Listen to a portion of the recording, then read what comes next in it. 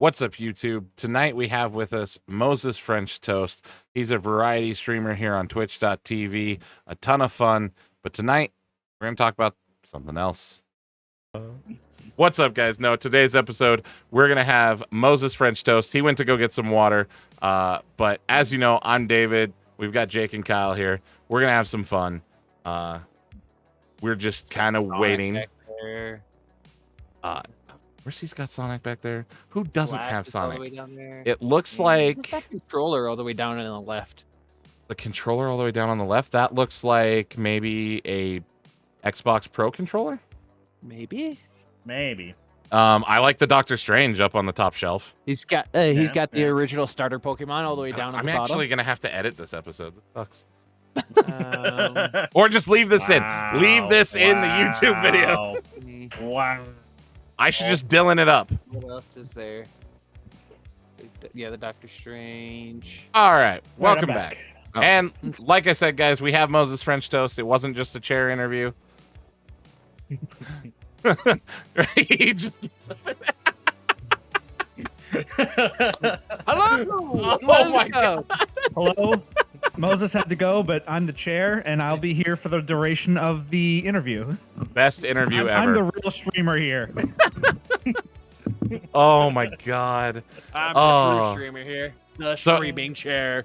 I mean, let's face it, it's the chairs really do all the job, right? I mean, basically, they support us. Dad They joke. literally hold us up. God damn it, Jacob. Anyways, but yeah. So why don't you go ahead and introduce yourself and let everyone know where they can find you? Yeah. Hi. My name is MosesFrnchToast on all socials. No E in French. I'm a variety streamer here on Twitch. I play anything with a good story. And I die a lot. And when I say a lot, I mean I die so much I have a death counter on stream because of it. That's fair. That's Okay. yeah. It's hilarious. I love it. I love it. I've watched you play a little bit of what is it, Little Nightmares? I've seen the game before, but I've never played it. I was playing Little Nightmares. We just finished it on stream today. Okay. Yeah, British Jackass can confirm the button is his. It was fair. created because of him. You know what? Okay. I might need to talk to you because I need to create a couple buttons for certain other streams that I mod for. But anyways, moving past that. Yeah, man, you want to create something? Hit me up. I probably know how to do it. Fair enough. We normally avoid the content creation stuff. However, Okay. the first two topics that I actually want to talk to you about are tied into content creation, but they're not directly. It's not, talking about Twitch or TikTok or any of that stuff. But you recently helped host and put together an event called Women's Week in Gaming, correct? That's correct, yeah. Yeah. So why don't you run us down on that a little bit and kind of inform people? Because from what I understand, this is going to be an annual event now. Yeah, that's correct. That's awesome. When I say we, Girl Through Lou's event, she came up with the Yes. idea. She put out a Twitter post like, I'm going to be doing this thing. She was already thinking about it, apparently, but, the whole Blizzard lawsuit kind of solidified that idea in her mind. She was like, yeah, no, we're doing this. And we just ended it last week. It ran from Sunday through Saturday, and the response was amazing. Like when she posted the tweet asking if anybody would like to be part of it, I was like, fuck yeah. And then not even a couple of days in, because we're looking for games to do, and I was like, yeah, I got this. All over the internet looking for games. They already had a small list. I vetted the list. I started adding more to the list. And even I came up with a way for other creators who joined the Discord that she made to help us, like a little template. Like, here's the template. This is what we're looking for, and everyone started helping out, which was great.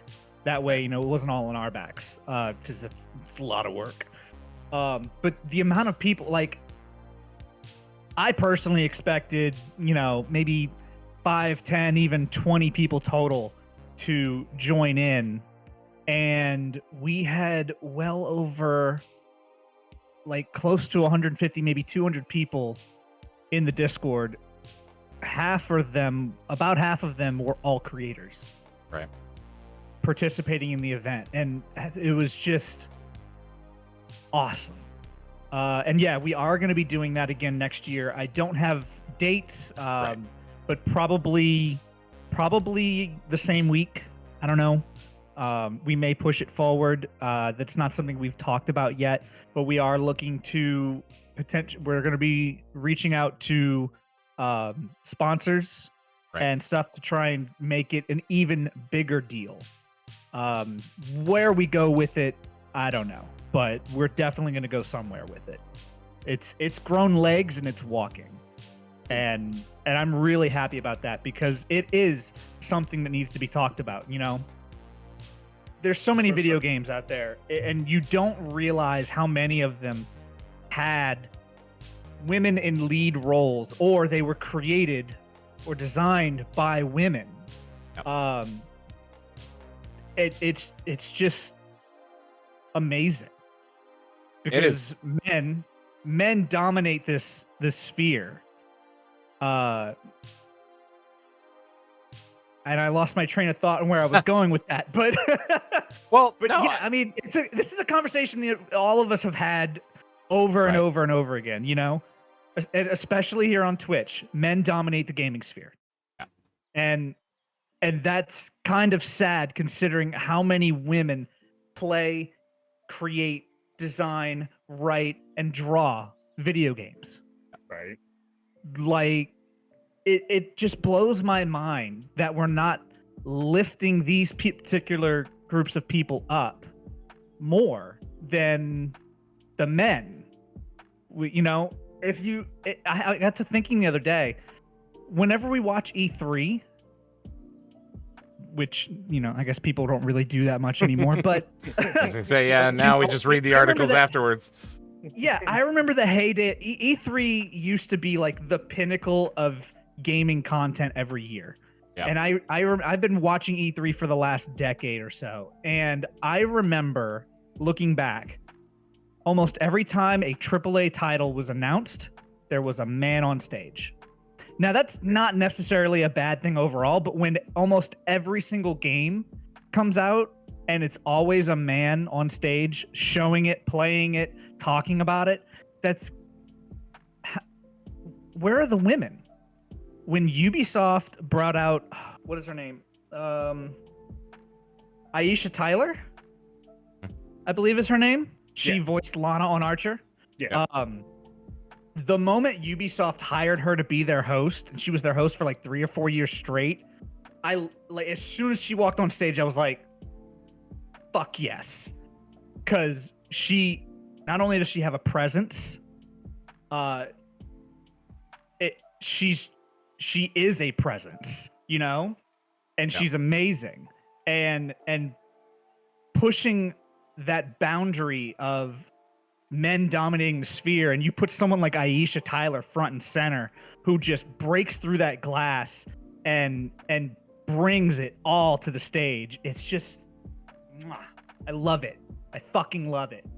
And that's what we want to do with Women's Week in Gaming. We want to break through that glass. We want to bring it center stage. No, and I think that's awesome. And the response was crazy. And it was interesting. It was interesting to me to see how many, to be blunt, guys like us, white dudes, were involved in actually participating and assisting. Because usually, not gonna lie, Twitch is not, most of the guys who look like us end up just being the bro dudes who don't give a shit about any of that stuff, and you know what I mean? Exactly. Yeah. No. Totally. Yeah. And knock on wood. Right. We had no issues. That's good. Especially, with all the hate raids going around. Right. Girl Thulu and I, we talked about it. We expected to have to lock down the Discord at some time. Right. We didn't. There were Really? literally no issues in the Discord.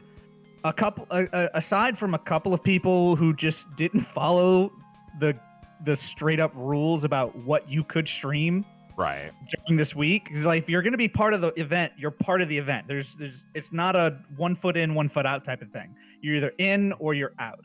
So if you're in, this is the list of games you're streaming, and it wasn't a short list. I mean, it was long. Right. And you had a few people who were, not streaming those games, so they got their creator role removed. A couple of them ended up, they reached out to me like, "Hey, I'm sorry, I didn't realize," and they got it back, and everything's cool. But other than that, and there was no animosity about that, like nothing came of it. You got your creator role removed. Half of them probably didn't realize. Mm-hmm. Nothing else. There was no bad press. Right. Nothing bad happened. And we were both surprised by that because we expected at least to get hate rated in the Discord because of everything that's going on. Right. And it didn't happen. And it was just nothing but positive energy all around. And it was so amazing. I've met so many new creators because of this, and so many new creators got to meet me. And then we did, of course, you guys watched the podcast that Anime Daddy put on. Yep. Well, I did. These two didn't. For shame. No, it's okay.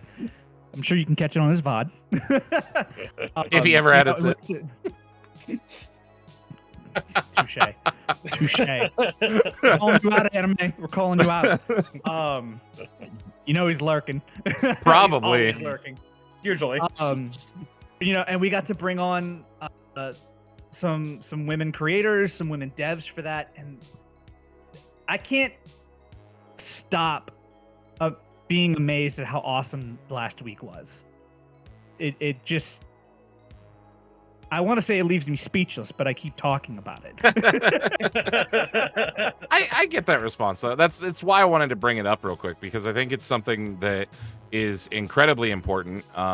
If admittedly, if I'd have had more time to prepare us and these two, we probably would have attempted to participate in it. But I was a little late to the table, unfortunately, on that one. It's all good. But watching it, there will be plenty of future opportunities. Trust me. Oh, absolutely. But watching it and watching the community response to it, which is really what I watch. Because the reality is you can have any group of streamers, or you can have any streamer who's like, yeah, we're gonna support this cause, and not to sound shitty, but that doesn't really mean anything. What really means something is the community buy-in. Right. And there wasn't a single community that I was in watching this that wasn't all about it, that wasn't fully bought in, that wasn't still investing the time and watching these games that may or may not be the norm for these creators. Definitely. Yeah, and like the amount of games that I vetted that I had no idea. Oh God, yeah. League creator role. Left 4 Dead 1 and 2 were on there. We had the Back 4 Blood beta on there. Dead by Daylight. Yeah, I didn't. Of all games. We actually have a very good friend he's one of the top console Dead by Daylight players, and he streams. And I had no clue. None of us had any clue. It's crazy. It's PC now, David. Yeah. Oh yeah, you're right. Like, I had just gotten into Dead by Daylight like a week and a half before that. I had tried to play it last year sometime when I was still streaming on Mixer, and for some reason the game just triggered my anxiety. So after the first match, I was like, nah, fuck this, I'm done. I can't do it. Like, I physically, mentally can't do it. That is fair. And a lot of other streamers in the community that we know, like Strawberry, Namaste Woken, a lot of them have started picking it up and playing it, and I've been watching them play it, and I'm like, this isn't just watching, it's not triggering me. And it used to. Another streamer who was on Mixer, Misumochi, who she barely streams anymore. She picks it up when she has time. That's like the only thing she streams, and she's great. But I couldn't watch her content because every time I'd sit down and watch it, I'd like, no, I can't physically sit here and just watch, because something about the game would trigger me trigger anxiety that I didn't have until last year. Like I've never had anxiety until beginning of last year, before pandemic. So, you know, I couldn't enjoy it. I was very surprised with myself, and picking it up like a week before the event, and then finding out that game could be played during the event was just so awesome. I was like, yes, let's not only raise this creator up, but let's raise this game up, and let's just have so much fun screaming into the microphone. It is good for that. A lot of screaming. Another game that blew me away that I didn't realize was the Uncharted series. All 4 of them. Yeah, I had no idea. Yeah, dude. Those were good games. Like, and another one that it got added to the list a little late, but no one saw coming. Elder Scrolls 5. Yeah, really? Skyrim got added to the list about halfway through the week. Somebody brought it to my attention. I'd have to look up, because, you know, over 100 games here. I don't remember who it was, but there was someone in a lead position there. And I was like, holy fuck, let's do it. Put it on. Now, granted, it's not like the games were like you had 6 women in lead positions, so it made it on the list. We looked for anything. If they were just one woman in lead artist position, you got on there. Right. There were some games where every lead position was literally a woman. And I was like, fuck yeah. That's cool. This goes on the list. Yeah. That blew me away, just how many that I had no clue of. And also being able to get an all-female publication company for video games, a production company on there. Help me with the name, because I'm so bad. It's something trash. God. The name sounds bad, but it's something garbage. Hang on. I'm literally in that chat right now. Hang on. It's so good. Where's the podcast? Podcast info. God, it's gonna perfect garbage. That's what it was. Yes. It was Perfect something garbage. like that. Yeah. I'm horrible with remembering individual details. I can remember big details. I can't remember small details. I'm the same. I will know your face for 20 years, but don't ask me what your name is. See, what's funny is that's the only thing that I can remember. I'll remember faces and names, but yeah, you can tell me like any other I'll remember fact. your face, but if I don't interact with you regularly, I will not remember you. I worked for GameStop for 10 years, and there were regulars who came in because I only saw them like once or twice a month. Never remember their name until I put their information in the computer. But then there were regulars who literally came in like every other day. Yeah, I knew them as soon as they walked through the door. Yo, what up, John? How's it going? Like, Right. I didn't have to look them up. They're like, I won't remember who you are. I'll just remember your face, and I may remember minor details like some of your interests, because that's what I was doing, you know? But I won't remember small details unless it's something I'm dealing with over and over and over again. I can remember a name or face, but little details like that, like you could tell me every time we meet that you love swimming, and I will forget it every time. Or he'll attribute it to someone else who was in the immediate vicinity when you said that. It's a big problem for Dave. Constantly, Kyle will say something, and then like a week later, Dave will be like, well, you just said this thing. I'm like, no, I didn't. What the fuck are you talking about? Constantly. I smell tea. I would love to deny this, but it's 100% true. Be warned, if you have a conversation with me, you might have said something you didn't say. It always got said. I just sometimes attribute it to the wrong person. It got said. Whether or not it was in your head or out loud, I don't know. Yeah, it's awful.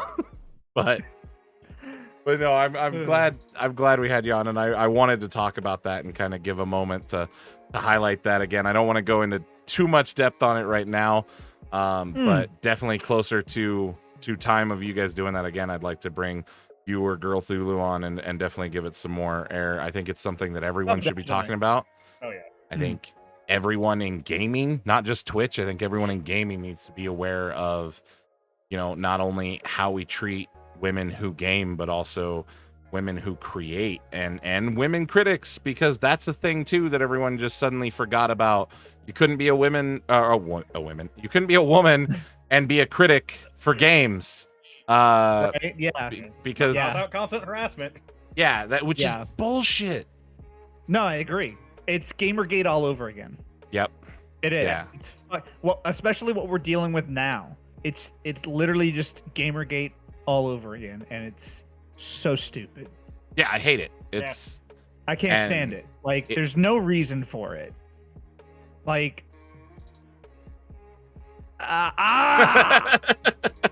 no, it doesn't make any sense to me.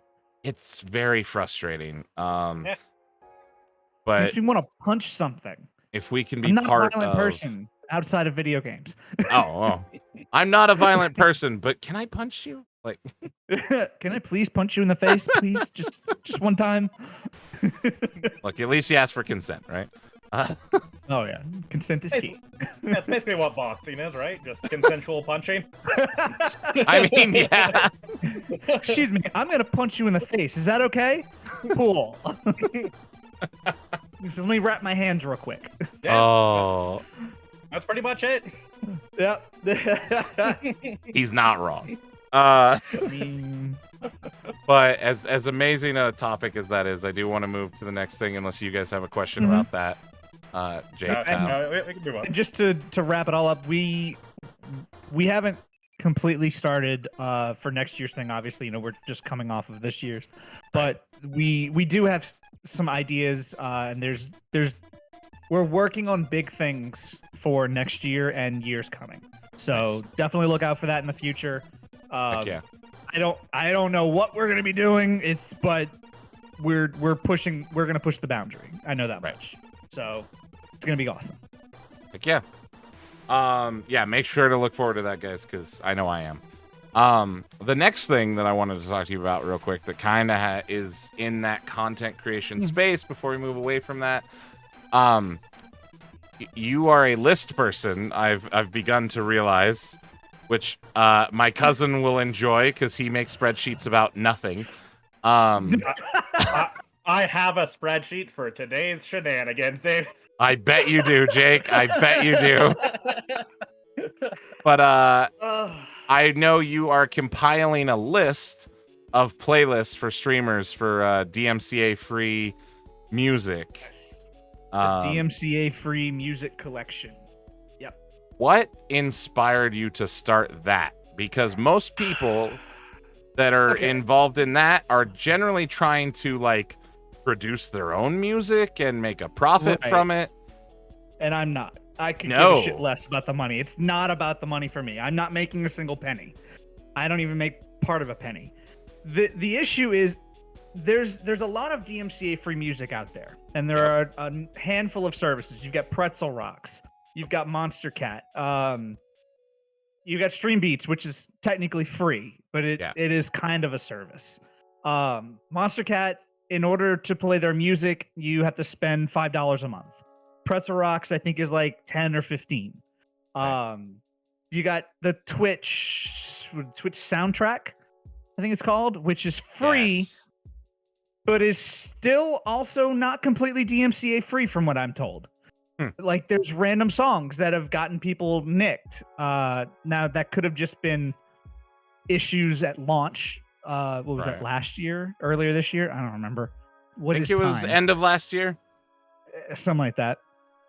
But the problem with most of these services is that people tend to not want to listen to that type of music over and over again.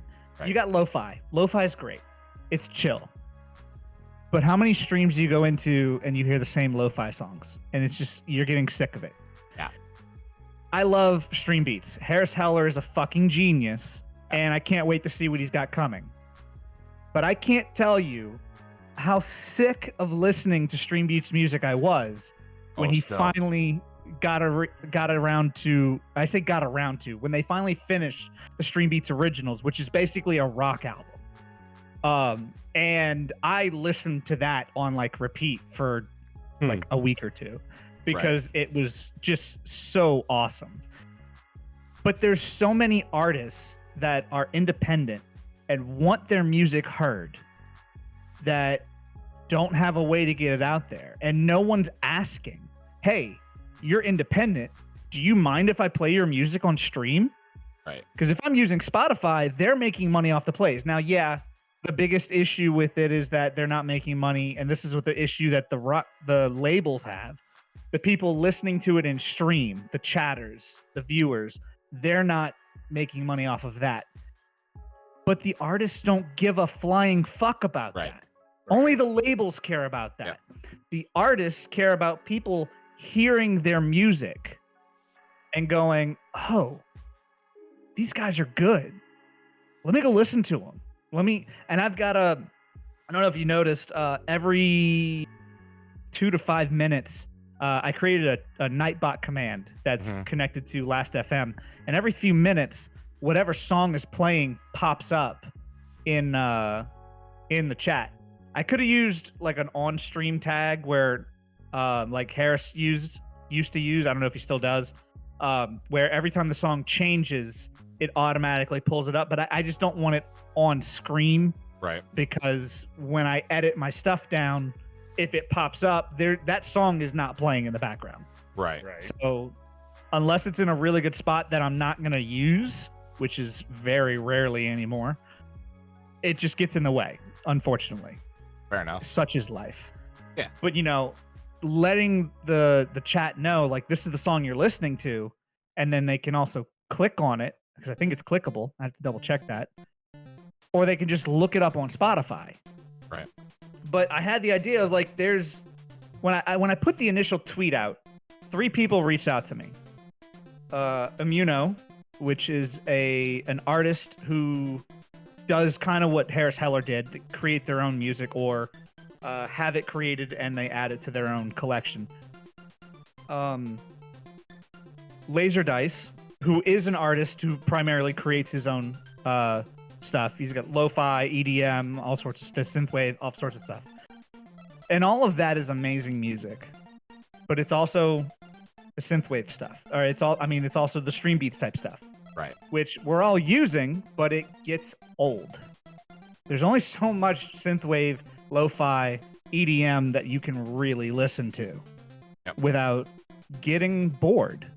So I was like, well, if we're going to do this, or if I'm going to do this, because it's just me, I need to reach out to creators. I need to reach out to artists. The third person who had reached out to me had actually kind of already done this last year. And she reached out to a lot of creators, mostly hip-hop, which is why if you listen to the hip-hop list, it's freaking long. Right. Because she did all that work. I reached out to those creators, was like, hey, I heard that your music is DMCA free. If that's true, I'm creating a massive collection, and I want you on it. And I've got DMs and tweets that are like, yeah, dude, I'm DMCA free. I want people to hear my music. And I'm like, yes, that's what I want to hear. Because that's what everyone wants. Right. If you ask any musician out there, which I am one, I've been a musician my entire life. If you ask any artist, would you rather streamers be able to play your music in the background for free? You get your name out there, you get a play off of Spotify, and it could potentially push you further depending on who plays your music. If Pokey were to get hold of this playlist and start playing the music, I guarantee these artists would start getting bumped. Yeah. Or you get a record label deal and no one on Twitch plays your music outside of or on the platform. Right. Most of them are going to say, fuck it, give me Twitch. Right. It is the only time where exposure is a good thing. Oh yeah, if you do this for me, I'll give you exposure. Yeah, that's Yeah, That's almost- payment and exposure is a whole thing that we don't want to go into. Exactly. That's the It's a whole thing, and I get it because as a musician, I understand. Like if you told me, yeah, we'll do this and we'll give you exposure, I'm probably gonna be like, no, fuck you, pay me. yes. But for all these independent artists, it's nothing different on their end. Right. Nothing has changed. So what's the difference between hundreds of people getting to hear their music through Twitch streams or no one knowing they exist? Like, if it were me, fucking play my music on your Twitch stream. Do it. Go for it. And that was the thought process behind, is like, I know these artists want their music out there. They want to get heard. Yep. We just need to boost them up. It was crazy to me, like looking into it when I first started looking to play, how many like small little, I guess I don't want to call them labels because really not, but like mini group put out DMC. Like, we're sponsored by one. We're sponsored. I think I actually sent it to you for your list. We're sponsored by a company called Bonsai Beats. And they do, like, they produce, they've got two different independent artists who have put their stuff out, and then they put out like, and they have the basic music, you know, they've got like retro and stream beats and the stuff we're all used to. It's actually what's playing in the background right now. It's good music. But what really intrigued me about it's not bad music at all. No, but I get what you're saying, and that's what intrigued me about them, is they're starting to go out there and bring these independent content creators kind of to them and to their list, and they're producing songs and putting it on there, and that's when I was really sold, because to have a group or a company that's able to reach out to these creators and give them that exposure for nothing really. And be able to also play it on Twitch and have decent music. Like, that's so rare, I feel like. Yeah, like, I'm going to be honest, other than what I'm already doing now with it, I have no idea where it's ever going to go. It could just completely stay the way it is. But if I had funding, I know one idea I would take, and that would be to create a DMCA-free record label. Which is kind of what Harris Heller is doing with Senpai Records, right? Or Senpai HQ. He's creating a DMCA-free record label. What he's going to do with that, we have no idea. I assume at some point he's going to bring other creators on, and they'll sign to the label, and they'll figure out the legality of how they can make money from the music while still allowing it on Twitch, YouTube, Facebook, if they ever get off their bullshit, etc. But, well, I mean, you know, but I mean, when you have an infrastructure for that already built the way Harris Heller does, I mean, that man makes easily 3 times my monthly salary just off of Spotify. Like, just off of Spotify. Yeah. And not my monthly, pardon me, my yearly. I've seen the numbers that he's talked about months ago, and it's gone up since then. You know what I mean? Yeah, like, last I checked, he made over 10 grand a month just off stream beats, which blows my mind. Pretty sure it's gone up since then, because the last numbers the last numbers I saw were higher than that. Yeah, they were up there in probably the 30s. It's not surprising, but at the same time, he's making that kind of money because he owns it. Yep, he owns every track. Yeah. I don't own any of the music. Right. It's all owned by the creators. And I'm just collecting them into one place for people like you and me. Because you can easily go out and probably hop on SoundCloud and go, I like your music.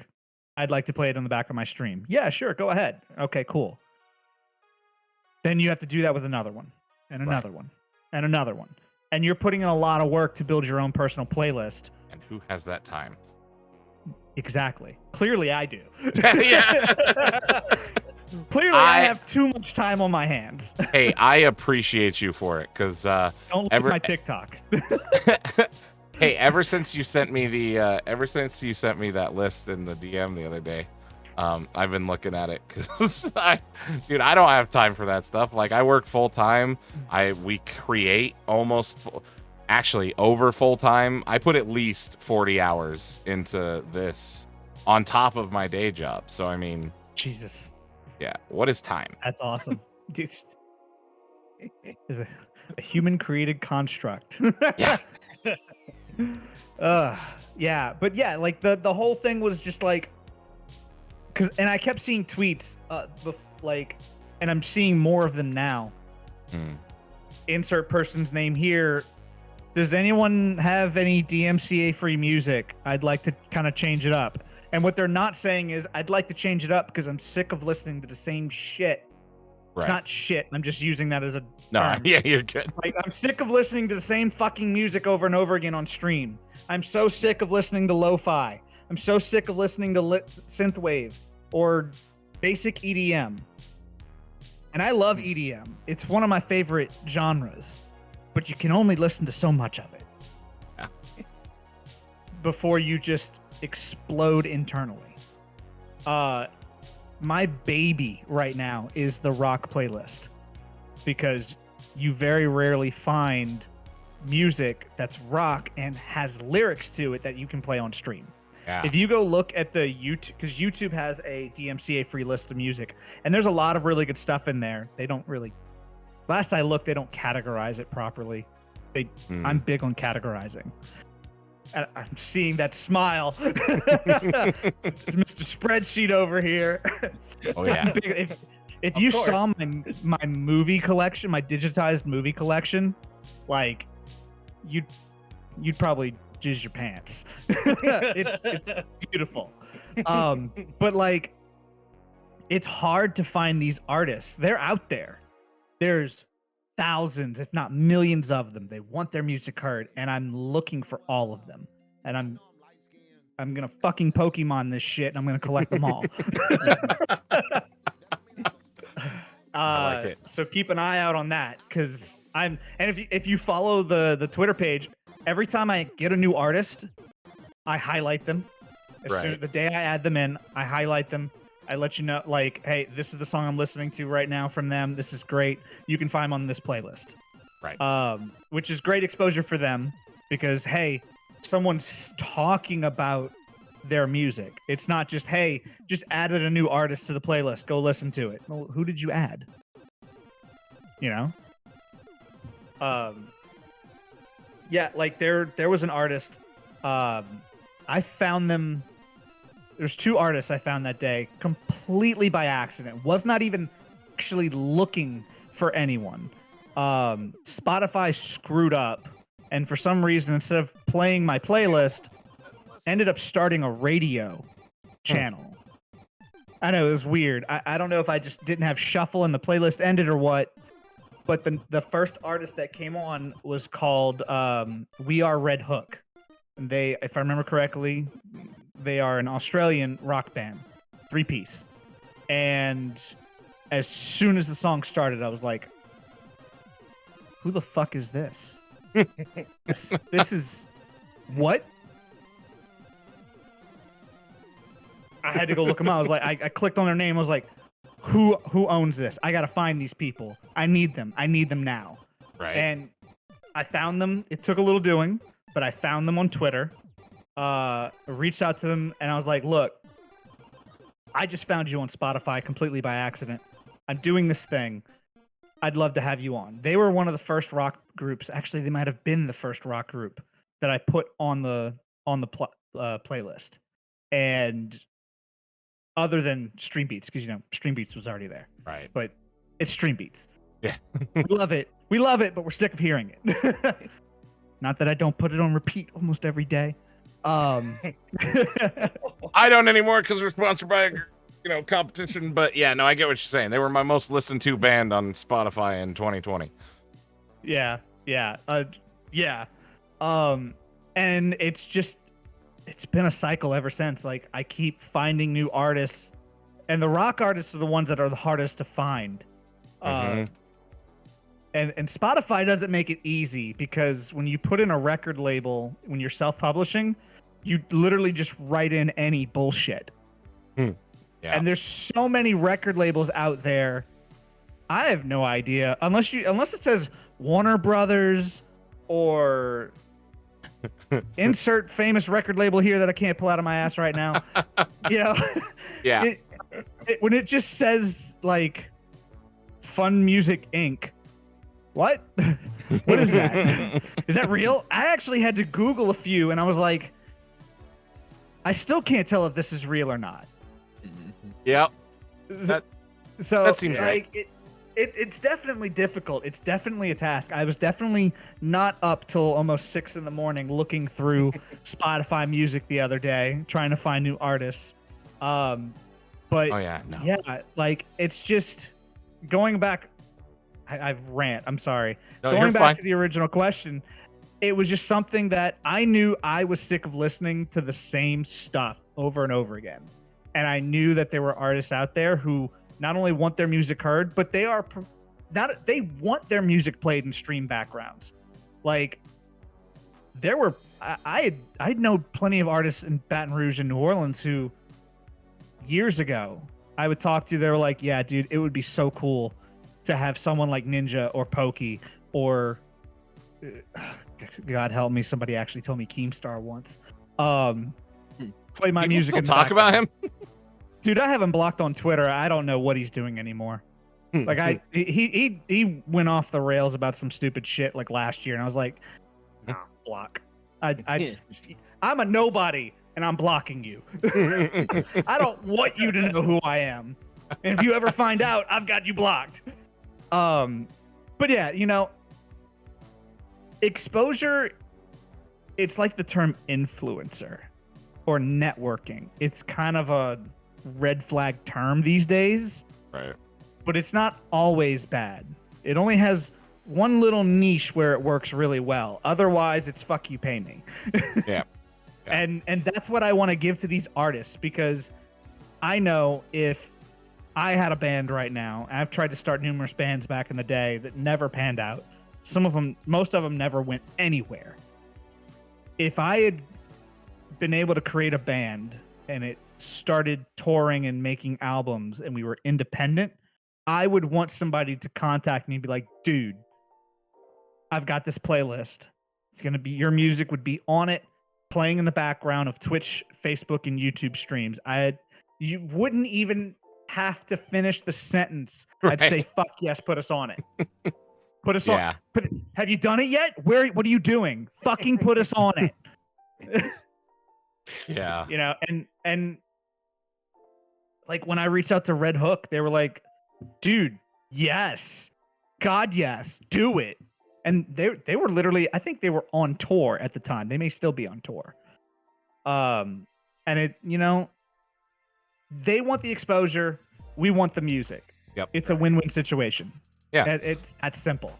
And I mean, dude, bands now mostly make their money from touring anyway. From like record sales aren't anything for the artists themselves, so it really doesn't make sense. Yeah. Most bands these days and groups are self-publishing, especially with the wave of DMCA crap in the last 2 to 5 years. Right. Because, pardon me, like it's hard to get on a record label already as it is, and then when you get on a record label, they make you sign away the rights to your shit. Yep. No, like that's our music. No, Like, I remember. Okay, we weren't. Most of us. I don't know how old you guys are, but I'm 33. I wasn't alive when this happened, but my mom told me about it growing up because I was a musician, and it was a conversation that ended up coming up because of something that was being said on the news. You know Prince. The reason Prince changed his name to a symbol and was then known publicly as the artist formerly known as Prince is because he didn't own any of his music and the record label was fucking him over. Lubeless. And he was like, okay, fine. I'm a fucking genius, which he is. If you don't know, Prince was literally a genius. Yep. I'm not just throwing that word out there randomly. He could pick up any instrument, and within 5 to 10 minutes, play it like a master because he had perfect pitch and his brain was just wired differently. And the record label fucked him over royally. They owned all his music. They refused to let him buy it back or do anything that he wanted to do. So he said, fuck you, I'm out. He cut his he found a way to get out of his contract, or maybe it was already up. I don't know the details of that. And then, went with the symbol for a little while.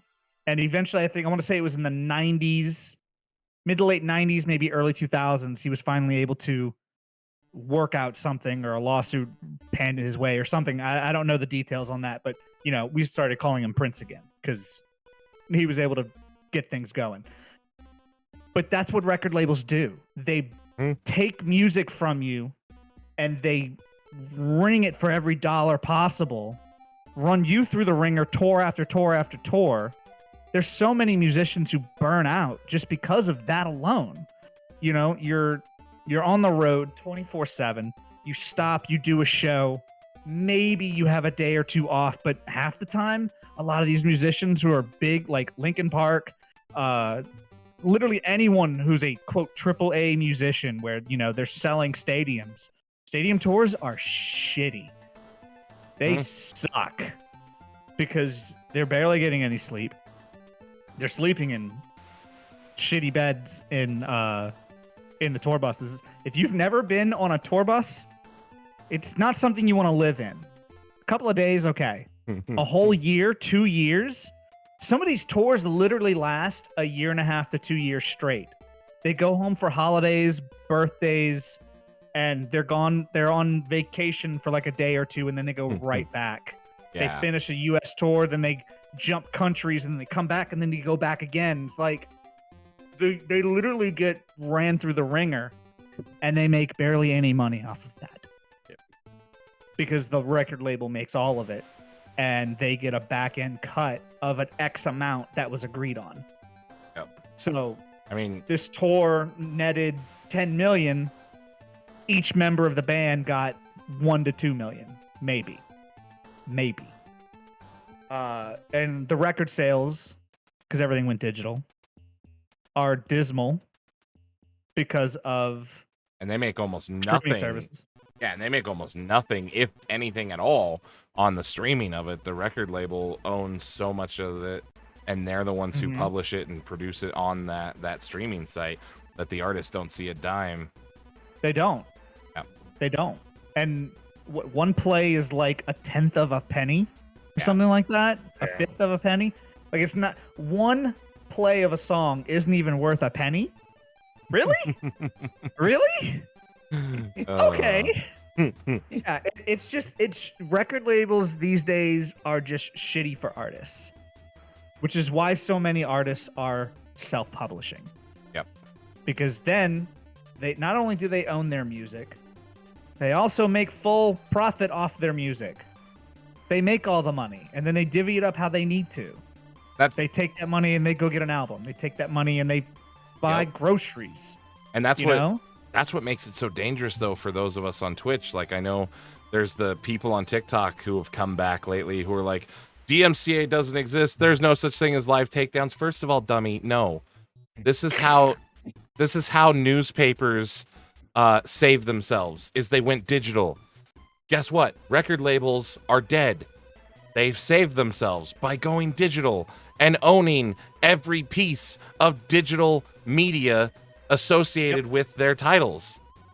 Every single popular song of the last 6 decades is owned by a record label, with the exception of anything in the last couple of years that's like Bella Porch. I'd have to look into her stuff. I don't think she's on a label. She might not be, but also I think she's I'm not sure. And she's blowing up right now because of Valkyrie, Pokey, and all of her friends in the streaming sphere who have that big clout, and they're all in her video. Yeah. She put out a music video, and she's putting out another music video that Valkyrie's in. Like, she got huge on TikTok. TikTok is so tied to Twitch, and that's the thing. I mean, Yeah. Uh, I know. I'm sorry. I could go on No, for you're hours good. about this shit and would just run in circles about it because it's just the record company is a self-fulfilling prophecy of demise. Yeah. You can only squeeze a sponge so long before there's no water left. But unfortunately, I think that they've, due to the way the law is written, they've kind of had the saving grace, the same as newspaper companies. Now, not your old traditional mom and pop newspapers. Those are gonna die soon enough. But you have a bunch If of they these haven't already. Yeah, some of them have. Some of them are still around. We live in a really backwards state, so people still read newspapers here. It's weird, but we got both. they went and published everything online, and they became digital, and that's exactly what the record labels are doing. So, yeah, people who think that this isn't going to happen and it's not going to affect them, they're just lying to themselves. Fine by me. Yeah. No, yeah. It is weird though, like watching the same like cycle just play itself over and over. Because like I remember like back when I was in like high school and college and like around 2010 that there was like the big craze of bands going to indie and doing the pay what you want for albums. Like especially like in the punk scene was really big with stuff like Bomb the Music Industry and that kind of deal. Yeah. I remember. forgot Yeah, about them. I remember that. And That it's didn't like last very long, though. Sadly, yeah, their record couple of years, maybe. quote I almost made the dumb joke of that is actually their title. But their title of their record company was literally quote unquote records. Because they weren't really a record company, but it lasted about a decade before it folded. Did it really? Oh, Yeah. Longer than I But I remember. mean, it's Yeah. because, but I mean, it's all the same. Like issues are what spawned it, but then that stuff like falls out of vogue, and that's when the company started to go under. It did really well while everyone was talking about that stuff, and then they stopped because streaming music started, stuff like Spotify, and Right. people just kind of dropped it, and that kind of thing just couldn't exist anymore. It couldn't support itself financially anymore. So it's Yeah. interesting to now watch the conversation, like, with a lot of the exact same, like, verbiage and phrasing just come right back around again. It's like, well, we'll see what sticks this time, I guess. Yep. It's a matter of we haven't changed the laws. And the laws still allow for the record labels to own intellectual property. Most other fields, if you create intellectual property, even in companies where you sign away the majority of your intellectual property, you still maintain a 10% or more ownership of most intellectual property most of the time in creative companies. Which allows you to use it outside of company works. Now, with some caveats, obviously. Yeah, but, bigger corporations and things like that, things that aren't specifically creative companies, that's actually, I would say, the exact opposite. They force you to sign away your intellectual property, which is just criminal to me, but it's funny you bring that up. Comics. Yeah. Because that was one of the issues with Final Fantasy VII Remake. Yep.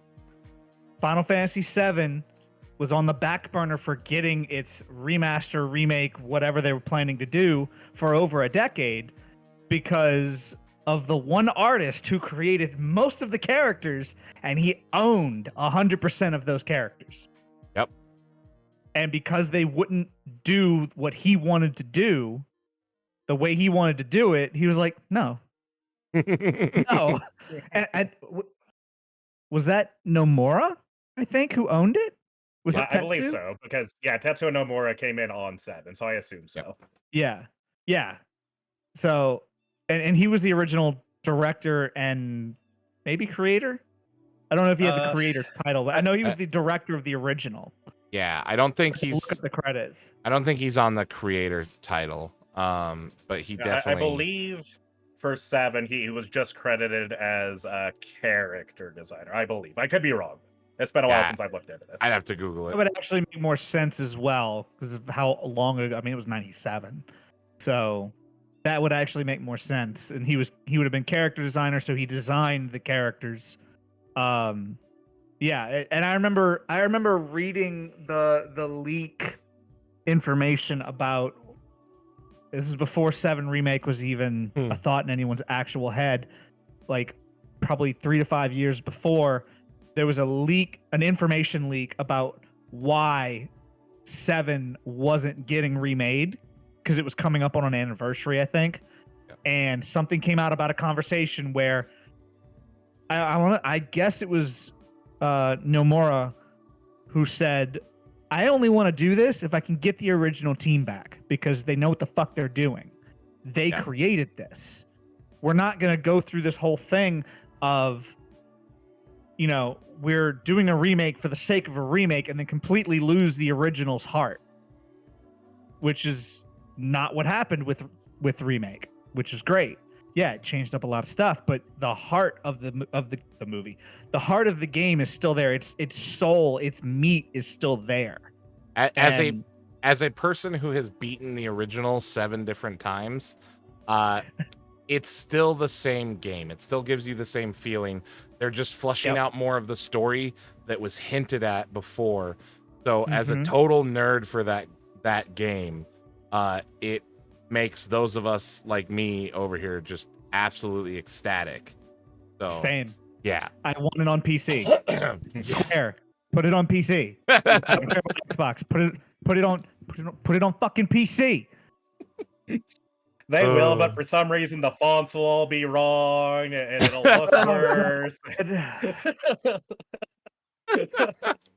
Like, I don't care about the Way. sequel right now. Just put Remake Part 1 on PC. And if you happen to give me the DLC for PS5 as well, that's cool too. But at least give me the original part on PC. You're already taking away 7 from Game Pass. Give me this. Right. Yeah, dude, I haven't finished the remake completely yet. I'm like right in the last end. But the reason being is because I know if I finish it, I am going to be so mad that part 2 is not out yet. So if I haven't finished it, it's on me. It's not their fault. I'm not mad at them. No spoilers, but that battle that you're going to come up to eventually, it took me like a day. I streamed the whole thing. I picked it up at launch. I was still on Mixer at the time. Yeah. I picked it up at launch and streamed it. And let me tell you, that game kicked my ass. So fun, though. Oh my God. Oh. And then it ended. And I was just like, what now? I don't know what to do with myself now. Where's my next card? Excuse me while I die. the big good titles like that aren't multiplayer action games, first person shooters, have really like, and I feel like this feeling has been made worse because of COVID. Like, I don't want to finish them because like it's gonna be what happens. Like, where do I go next? It's gonna be 5 years before I get another game like this. What? Why? Now, luckily, Remake, unless you did a 100% completion run, has a lot of background stuff that you can do.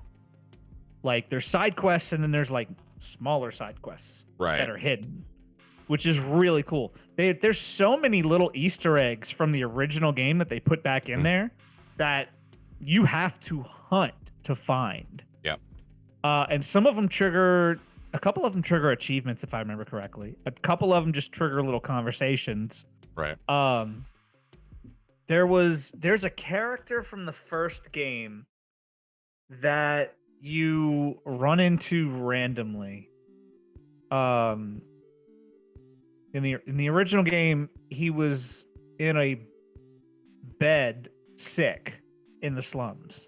It was a little thing. You could easily pass it up. Yeah. They put that in the game. Nice. They put that in Remake. And again, awesome. You could easily pass it up. Right.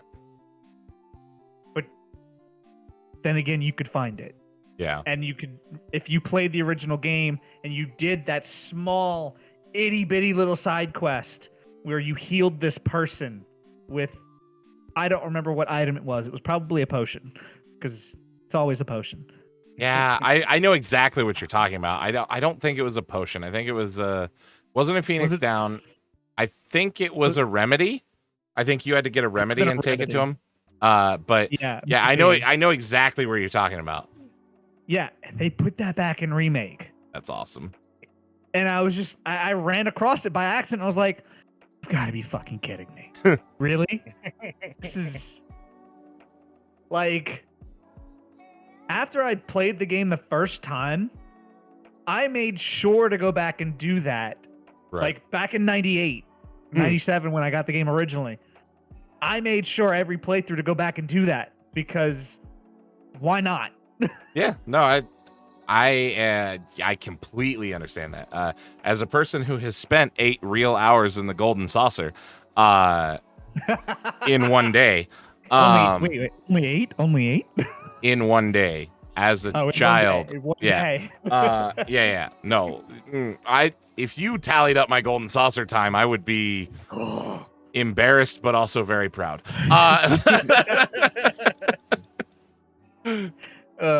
But yeah, I have played way too much of that game, and I've gotten ultimate weapon every time, and I always make sure to go get, I can't skip Yuffie or Vincent. Like, those are my 2 favorite characters, so I have to get them every time. Yeah. Invasion force has landed. I can't wait for part 2. Where is it, Numura? We want it. Right? We want it now. Give it to me. I want to see what. That's the thing about a Nomura game. It's it'll happen eventually. It's gonna take another. He 10 doesn't work years. fast. It's okay.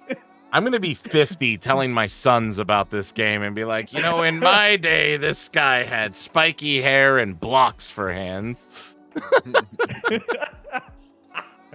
I mean, how long was the gap between Kingdom Hearts 2 and 3 again? Half my lifetime, Jacob. Half my lifetime. Let's see. Kingdom Hearts 1, I want to say, was 2002. Sounds right. Kingdom Hearts. No, I want to say it was around, because the PS2 released in 2000 in America. Yep. Metal Gear Solid 2 was a launch title. Right. Close to Wasn't launch. Kingdom Hearts the next year? Kingdom Hearts was like the next year, the year after. I want to say it was 2002. It could have been late 2001. I want to say, I'm pretty sure it was like spring 2002. You're right. You're 100% right. It is spring 2002. I know my Kingdom Hearts.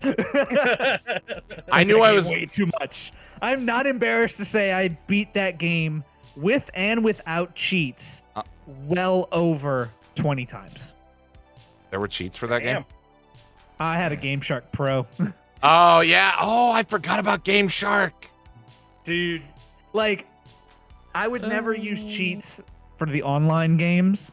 Although most of them you couldn't. Back then, you couldn't cheat with online unless you were doing glitches. Which, if you didn't glitch Need for Speed 2, you were doing it wrong. Need for Speed Underground 2. We'll come back to. Put a pin in that. This is an amazing conversation that most people have never thought to have. Kingdom Hearts, the Game Shark Pro for PlayStation 1. They had the Game Shark CDX for PlayStation 2, but then Action Replay came on the scene and they blew it out of the water, and it was amazing. And the amount of really cool things you could do, like if you had an Action Replay, you could go infinite health, infinite mana, infinite money, not have to worry about things, and then put the game on hard, and it was still basically easy mode. I mean, because you're undying. Right. But it was amazing because, like, on hard mode, there was extra story bits that you couldn't get in normal and easy.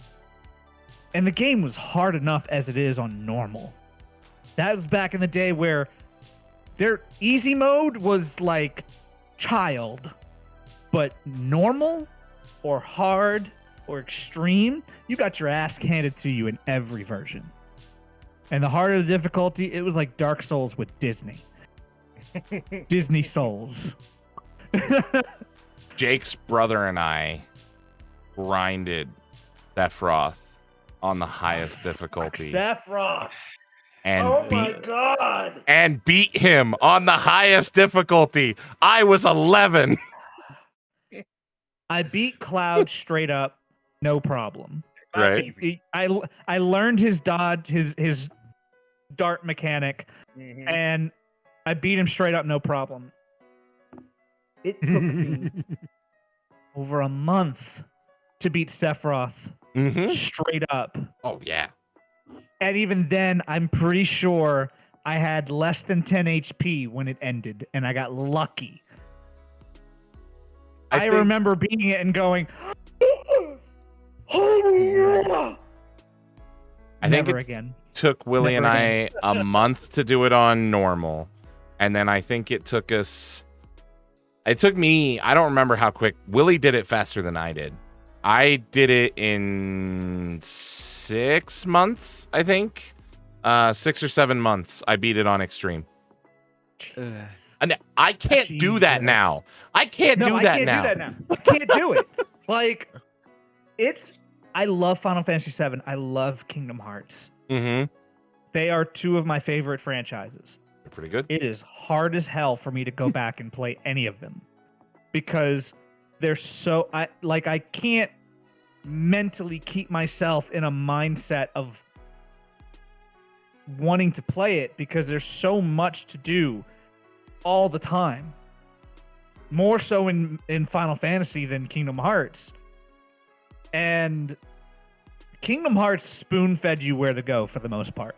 Yeah. Yeah. You went into you'd go to a world, you'd run around, fight the boss, lock the door, go to the next world. The formula was simple for Kingdom Hearts. Final Fantasy VII. The first time I played Final Fantasy VII, it literally took me just over a year to beat it. I spent, and I mean this literally, 6 months in the graveyard looking for the fucking skeleton key. Fuck that place. It was not until a friend of mine at school. It had been about 6 months. A friend of mine at school.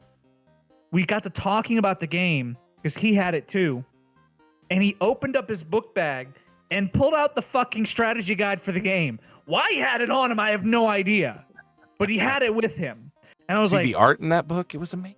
to the art. And this was the official Prima guide. 'Cause for those who are too young to know, we had strategy guides back in the day, and multiple companies made strategy guides. Mhm. Depending on the guide you got, they all had basically the same information, but some of them had more detailed information. This was the Prima official guide. It was the white cover paperback, and it had a map of the what is that place called? It's not an actual graveyard. It was like an archaeological dig site, basically. Yeah, I can't remember. I know exactly what you're talking. I can see it on the world map. Is the sad thing is how much I've played this I game. can actually see Uh, the actual image in my head. It's haunted me for years. Yeah, I don't remember what you call it, but no, I know exactly what you're talking about. I also know the way to cheese it the best. But anyways, but Yeah, but he had it, and it literally, there were pictures of where to go. Yep. And I was like, "Are you fucking kidding me?" He was like, "Yeah, you dig right here." And I looked at it, and I was like, "Can I borrow this book for like literally just tonight? Just because I'm gonna forget this. This is before the age of camera phones. I couldn't just take Right. a picture. I didn't even have. I was in middle school. I didn't even have a phone yet. And if I had, it would have been a Nokia brick without a camera on it." And he let me borrow it, and I had that book in my backpack. This was like before school started that day. Had it in my backpack all day. And then every now and then I'd pull it out and just look, and be like, soon. And I got home, and I went to it, and I swear I loaded the game, immediately spawned there, go up, dig one time, fucking key. Mm-hmm. 6 Uh, months. Yeah. At one point, I took an entire weekend and went point by point up and down the bottom floor Oh no. on the ladder and I literally did every spot. How I didn't get it doing that, I don't know. Somehow I missed the exact pixel that you needed to be on to fucking find this thing. Ugh. Well, I found the story that might I found the story that might make Moses walk off.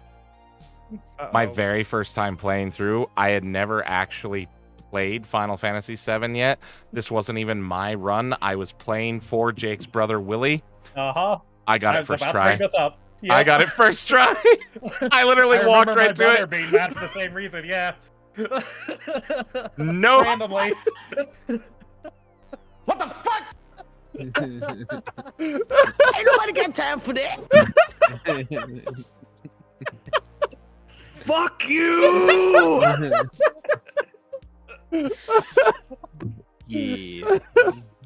I and then Willie got mad at me, so I was like, oh, so this is hard. So I memorized where I dug, and every playthrough that I have done of that game for the rest of my life, I have the spot memorized because I can go right there and just dig it up.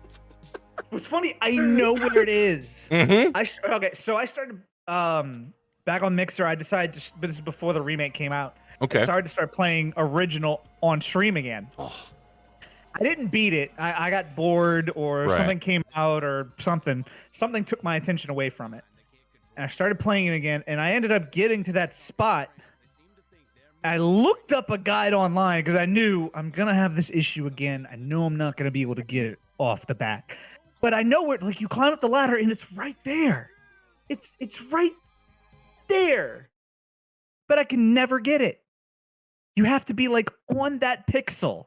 And if you don't know exactly where the center of that X is, you will not get it. There's no margin for error. Nope. And it's fucking annoying. I was able to find a guide. So you're familiar with Game Facts. I'm sure we all are. Yep. Growing up, we probably use them. You can get the free strategy Yeah. guide. 100%. The cheat codes. No, with cheat not. codes and everything. Yeah. Not Cheat for- codes for San Andreas. Yeah.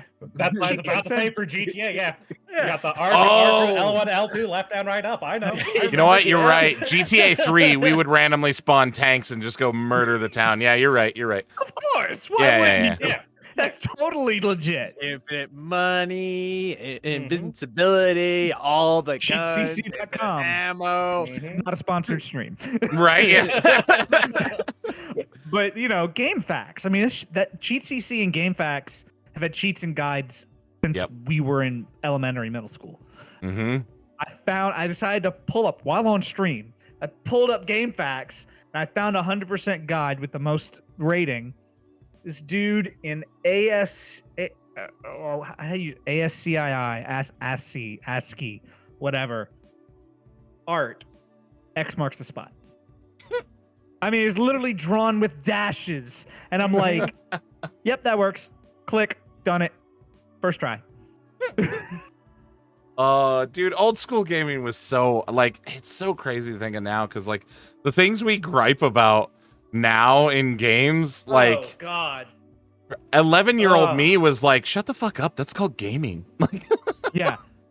Oh, man, he's shooting me through walls. Bitch, that used to be a mainstay. Right? Oh, pulling that pin out. Need for Speed Underground 2. Have any of you played this game? Yes. Played on, yes. don't think so. Online, no. The online mode was about as boring as any racing online mode could be, right? You know, you load up a game, you do a sprint or a track race or whatever. You know, basic race car online mode. Right. Until you found that one group in a lobby that knew what they were doing. The interstate track, reverse or forward, doesn't matter. I learned so much from this group of people. if you had your hydraulics fully maxed out, which meant that you could bounce in the air, you'd get it going, and then eventually you would bounce straight up, bunny hop. There was a pixel gap in a barrier at the starting line. So if you were going forward direction, you'd do a 180, and there was a barrier to your left going off the interstate, because this was the interstate track, which is the big loop around the entire area. You put the time limit on 0 so that the time would never run out, and you would put the amount of tracks to maximum, which I want to say was like 99. That way, if you happen to get some random in your lobby, it would take them for fucking ever to end your game. And we had one person once actually do all 99 laps. And we were like, no. Give it to him. Give it to him. I'll remake the lobby in a minute. Give it to them. They want to do it? Fucking go for it. 99 straight laps. It took them like an hour. And one lap around the track took like 5 minutes. Oh my and he did gosh. 99. Like, he had a super fast car. Like, he had a glitched car like the rest of us, but he just decided to troll and end the match instead of leaving, which was easy to do. So yeah, you'd go up to the barrier, and you'd have to be, if you're looking at it, you'd have to be on the left side, and you'd put the center of your car. If this was the brick or the concrete slab, and then the holographic barrier, it was like that much space. Oh, Not man. enough for a car to go through. You could not drive through the barrier. Right. But you could start bunny hopping, and eventually it would shoot you through the barrier.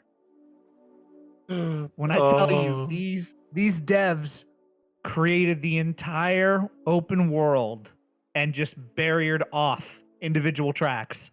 Mm-hmm. You could go into the entire open lobby. Now, there was nothing to do but drive around.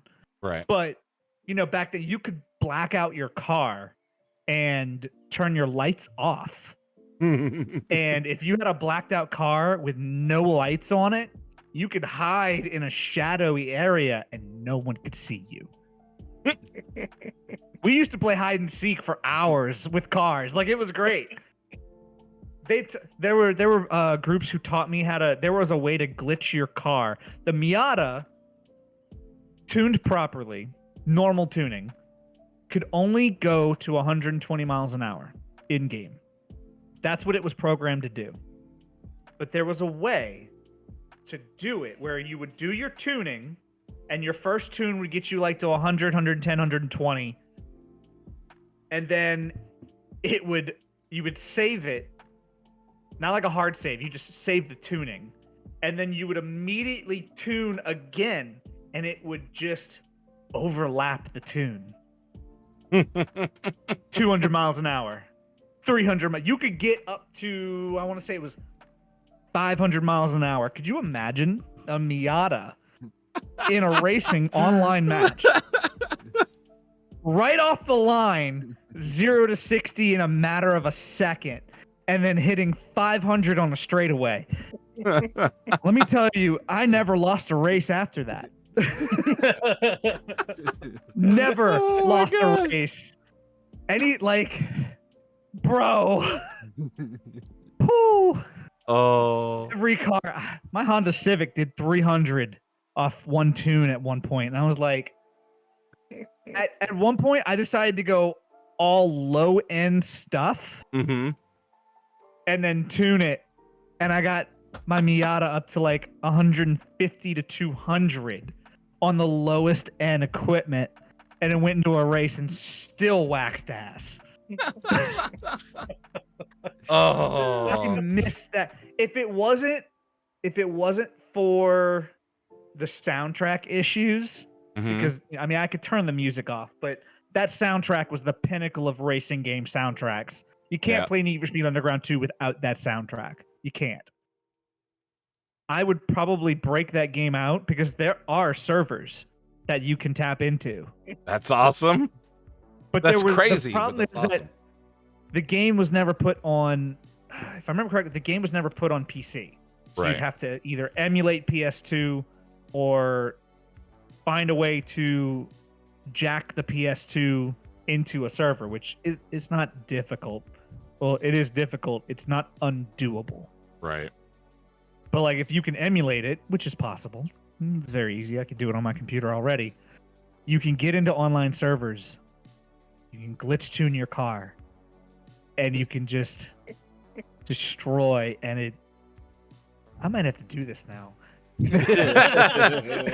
might have to do a glitched car stream underground too. Man. I used to come home from school, Mm-hmm. hop on that game, Oh yeah. and just race and play hide and seek and tag. God, tag with cars was hilarious, especially at 300, 500 miles an hour. Like, you're chasing people through streets, and you finally get close enough, and you just drift into the back of them. Tag, you're it. Oh, Send them into a wall. You're it, bitch. see that?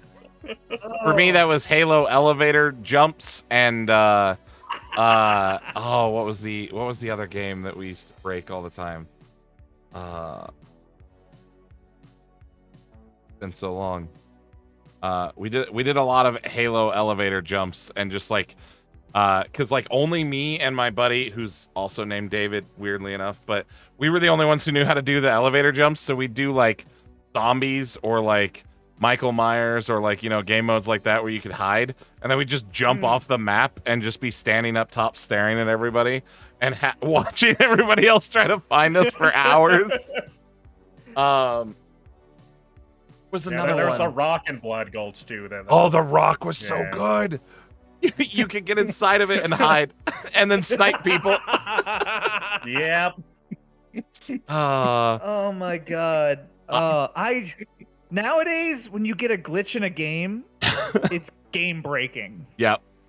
Like, we don't have fun glitches anymore. I don't know why. Like, they find all the fun glitches and they fix them. It's the bad glitches that they don't fix. I remember what it was. It was the tank punch in GTA 3. You could glitch out. Okay. You could do the cheat codes and spawn yourself a tank, and then you could get yourself money and everything. And then I don't remember how you do it, but you had to balance the tank and then fire the tank, and you had to die without dying because you needed another cheat code to do it. And it would send you flying up off the map, and then you would respawn at your spawn point.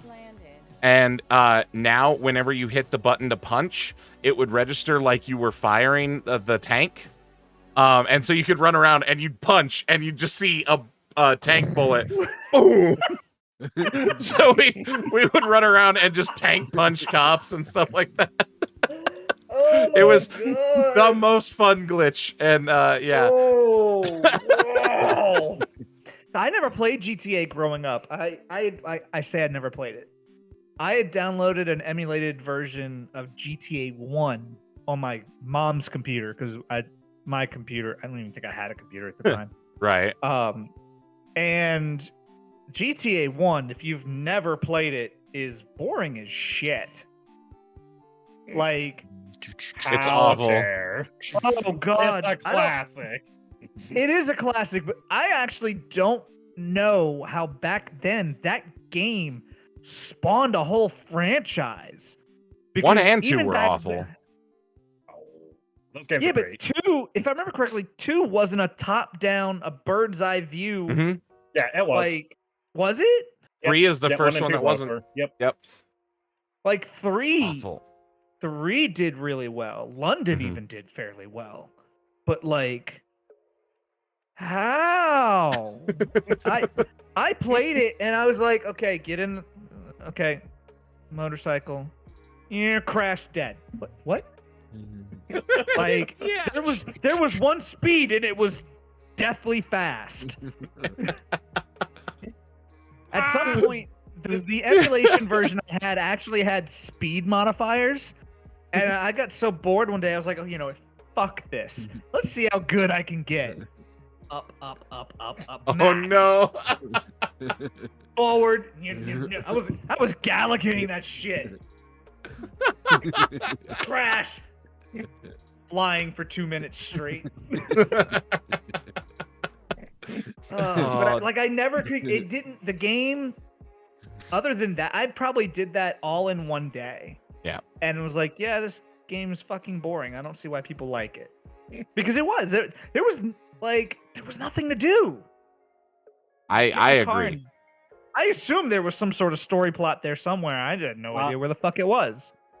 I don't remember 2 well for 1, but 2 definitely did have like a pretty in-depth story that was hilarious because like it's still like a European-based company, Rockstar is, like especially the GTA team, but like especially back then, it was very much like no Americans on the team. This is just what Europeans see America as, and it's hilarious and great. Oh, like yeah. No. you can see the light of like the just like ridiculous over the top violence of like modern GTA, like all spotting from like this like top down like essentially like 16-bit looking just weird game where they're just like, yeah, Americans are crazy. It's weird. Like, I'm pretty sure, yeah, it was like 16-bit. And it was on PlayStation 1. Yeah. Like, Yeah. I had played Driver 1, and it was a better quality game than GTA 1. I was like, what is this shit? I mean, that's because Driver was a great game for its time. Driver was great. Hated Driver 1.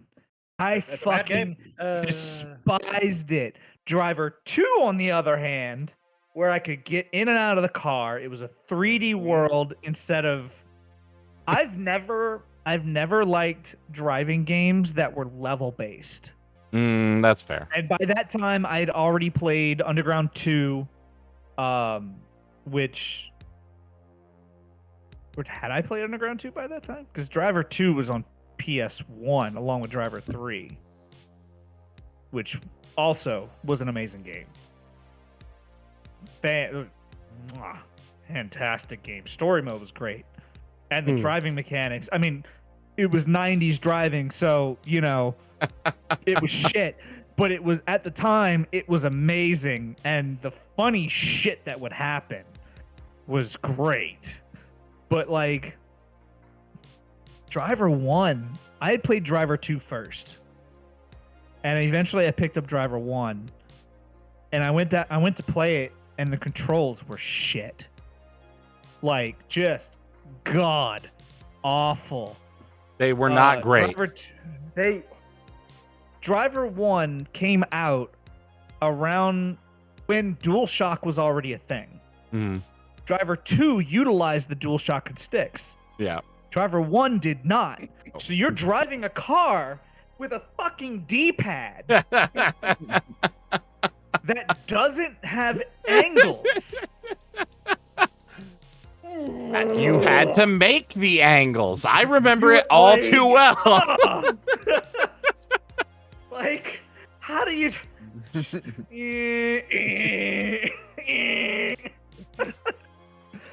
I never could get it. I somehow beat Driver 1 one time. I probably cheated, knowing me back in the day. I probably plugged my Game Shark Pro in after one level going, nah, fuck this shit. I remember having a Game Shark, but it wasn't even mine. I will not be embarrassed that I cheated in the 90s, okay? I will not be embarrassed. I had to get my dad to play video games with me. My dad is such a like he's hyper competitive, but he's not the type of hyper competitive that's like willing to like learn and try and get good at something. He if he's not good at it the first try, he doesn't do it again. Kind of. He'll do it again, but he'll do it again with cheats. I had a Game Shark because my dad really enjoyed Siphon Filter, which was one of the first games I got for my PS1, and he could not get past the first level, and he got mad that I was better than him. So then he went and got the Game Shark and would put on the Infinite Taser and the Immortality and just run through the levels tasering everyone. Everyone's lighting up on fire. And this led to a string of things all the way up to when Civilization 3 came out. Oh no. And when Sid Meier's decided to allow the host to set whatever they wanted in Civ games. No. Jacob and I once were building archers and we're coming along very well. And then suddenly, my dad's airplanes and spies walked right past our towns, and I got nuclear bombarded because I pissed my dad off. So here I was, proud of my archer, and there goes my nuke. Well, it could be worse. You could have been grounded. Right? Yeah. I guess fair. Technically, he was. From the video game. No, see, he wouldn't ground me from the video game. He would just ground me like to the house, and we couldn't go do the fun stuff we wanted to do. Instead, we would be forced to stay home and play Civilization with him. Oh God, my parents had to. I say my parents. It was mostly my mom. There was a summer. I don't remember if it was middle school or high school, where and Metal Gear Solid had already been out for years, and I had probably beaten it a handful of times. One summer, for the entire summer, I mean, literally from the day summer began and I was no longer in school, to the day before school started. All I played was Metal Gear Solid. Literally no other game. Oh, man. Metal Gear Solid. All day, late into the night, go to sleep, wake up, Metal Gear Solid. Wow. At one point, I went and spent a week with my cousin who lived basically around the block. I mean, you could walk there in an hour. It was our favorite game growing up. And I spent a week with him, and all we played was fucking Metal Gear Solid. With cheats, without cheats. There's so much you can do in that game for a 19 PlayStation 1 title. Like, there's mechanics so in that. much. There's mechanics in that game we haven't matched yet. We were having a conversation about this with one of our other friends not too long ago. Like, dude, the idea of having to unplug your controller and put it in the other slot for Psycho Mantis. The fact that if your memory card... You don't see that stuff anymore. No, your memory card being plugged in and him actually, like, the programming looking at your memory card and being able to specifically mention other titles that were produced by that studio. Yep. Like, that was trippy as a kid. How the hell does he know what's on my memory card? How does he know we love Castlevania? Oh, I see you don't save often. Very reckless. Me not having saved it all, right? Because I'm trying to go for the no save run. Fuck. Yeah, dude, I would love man. to see them use that creativity in modern tech. Like, it's just not there. Yeah. Yeah, and at the same time, though, it's very difficult to do something like that. Because a lot of these systems are, well, all these systems now, all the consoles are wireless controllers. Yeah. Now, the PlayStation allows you to change your controller to a different dock or whatever. Right. Like you can, or at least PlayStation 4 did. I don't know if the 5 does because I don't own one. Right. Yeah, me Nobody either. owns one. Right. Nobody owns one. They don't It's just exist. they don't exist. That's just a figment of everyone's imagination. But like the 360, you could lock into a different controller and then turn the other one off. Yeah. You can't do that with Xbox One. Like, I think or can you? I don't know. I don't know if you can anymore. I don't know. But like, it's very hard to do that. Whereas PlayStation 1 and PlayStation 2, you could literally unplug it and physically plug it into the other port. Whereas if I do that with a wired controller, it's just a USB port on a PC. It reads it the same. Yeah. Right. So I get why they're not doing it, but like it's also shitty. Make it read the other port. Make it differentiate between USB 1 and 2 and program that little bitty thing. Right. Or even Like, give me a boss fight where the boss is psychic, so it's just processing my mouse movements faster. Yeah. And so now it's gonna last longer because now all of my flicking and my pro PC skills are gonna have to go out the window, and I'm gonna have to play like a console player. Reverse aimbot. Oh, that would be so That'd be great. great. It would be Every so time much you take fun. a shot, he's like, "No, fuck you." Mechanics like that. Mm-hmm. I played and beat Metal Gear Solid 1 on stream a few weeks ago. About a month and a half ago. Nice. Playing it on PC. It is not easy to do that fight on PC. Oh, I can imagine. Because you can't change controller slots. Right. And I'm playing it on mouse and keyboard, and I'm like, What? What do I do? I completely forgot about it. I got to the fight, and the PC version, it's a legit PC version. It's not an emulation. Okay. The PC version, which you can get from GOG, GOG. Okay. It's the Windows 2000 Millennium or whatever version that released way back in the day. And it's broken as shit. Gotta love it. There's no way to change controller ports Oh no. What? at all. So you have So to even have. if you are playing with a controller, you have to do this fight straight up, Oh no. which means no weapons. The only thing you can do is hand-to-hand combat against Psycho Mantis. That fight took way too long. I bet. Required a lot of ducking. Oh my god. They also cut out the game save, like most of the cinematics for that. The you haven't saved often, the reading the memory card segment. They actually cut that out, which is sad. Why? Well, It's I so guess it was good. meant specifically to read that particular archetype Right. of Right. programming. So when they were able to port it over, there was no archetype like that for them to read. Yeah, They I would have guess. had to have completely rebuilt the game from scratch to fix that problem. I guess they Maybe not probably. in the entire game, but rather than just porting it over and making it work in an emulated sense, which I'm pretty sure is what they did, they would have had to go back in and rebuild that portion of the game to work Right. on PC and read game saves of some random Konami game that may or may not have even existed. Right. Because I don't know how many Konami games released on PC back in the day. Not a Now lot. they all do, but I Right. can't imagine, like, most Konami games were PlayStation, and a Yeah. couple were on Dreamcast and Sega, but like most of them were on PlayStation Right. Well, that just made So- me realize. If you and program it, Nintendo. if you program it to read a hard drive, the things that it could say. I see you like Oh feet. God, dude! Could you imagine reading your browser history? I see Nope. you like to look at naughty photos. Getting kink shamed by Psycho Mantis.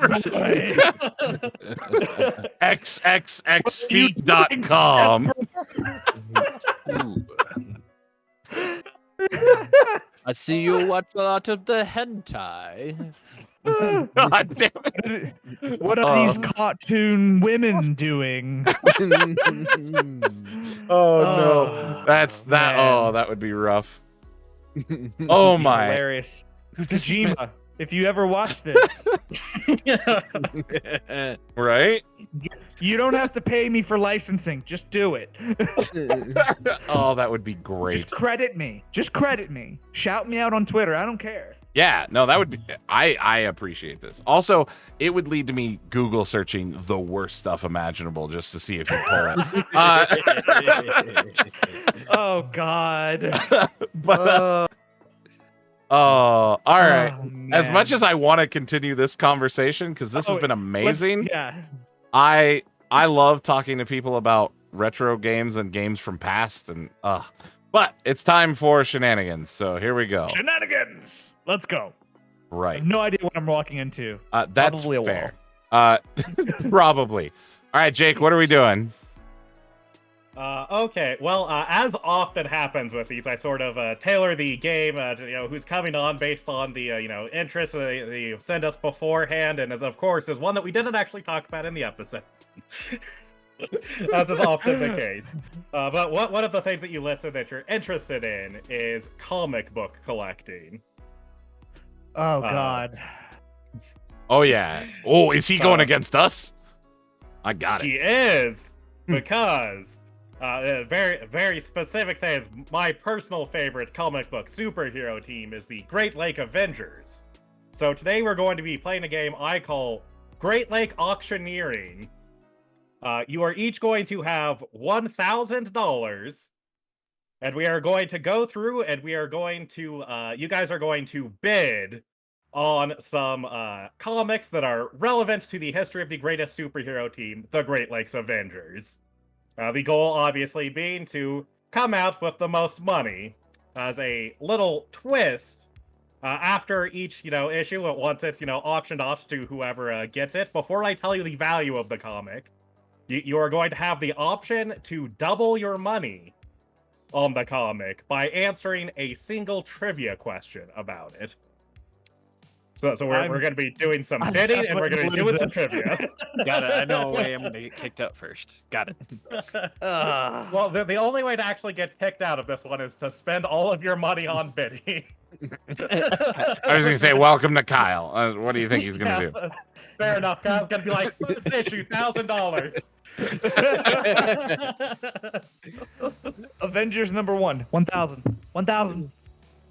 1,000. Fuck you guys, I want it. 1001. I'll put actual cash in this. No! Wait. Yes, I am open to actual bribes. Any real money that you give me will be added to your total. Wow, Jake. Contact me on PayPal at a later date. What's that Venmo? Right? Yeah, I was about to say, Jake's Venmo suddenly explodes. Cash App, let's go. Cash App sponsored.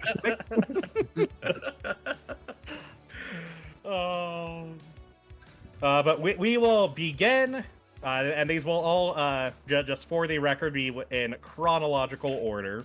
Okay. But we will be beginning with West Coast Avengers number 46, which originally came out in 1989. Again, you each start with $1,000. We will just start betting at $1 and see what you guys want to do. So who wants West Coast Avengers number 46? $10. Okay. Anyone want to go higher? 11.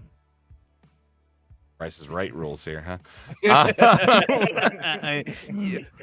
West Coast Avengers number 11 and 50 cents. Only dollar amounts. Oh, You come guys aren't on. making me do that much math. Fuck you. All right. Which number is it again? 46 or 48? 46. Okay. Now, obviously, no Googling. I'm not Googling. I'm trying to remember. I'm aware. I'm just stating, so all the rules are clear. We've got a couple Game Shark users here. Got to make sure. Wow. Hey, don't at me, bro. Don't at me. I'll do 20 on that one. Okay. 20 going once. 20 going Yeah, I'm gonna let it twice. go. I'm gonna let it go. Yeah, no. Sold for 20. I'm gonna put David down at 980. And David, would you like to risk it with the trivia? For the biscuit.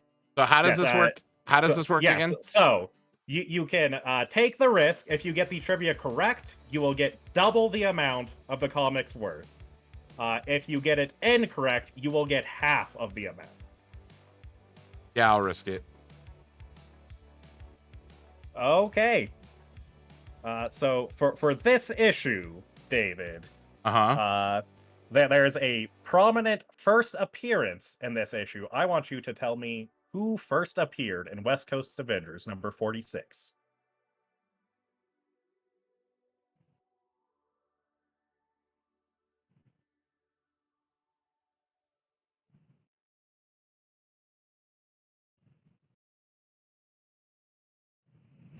I read this one. Just put this out. I don't know anything about the Great Lakes Avengers, so I'll be never doing any of those quizzes. Yeah, same. I will say some of them are only tangentially related. Right. I was gonna say not all of them. I'm sure will be. Like I. Was this Cool, related man.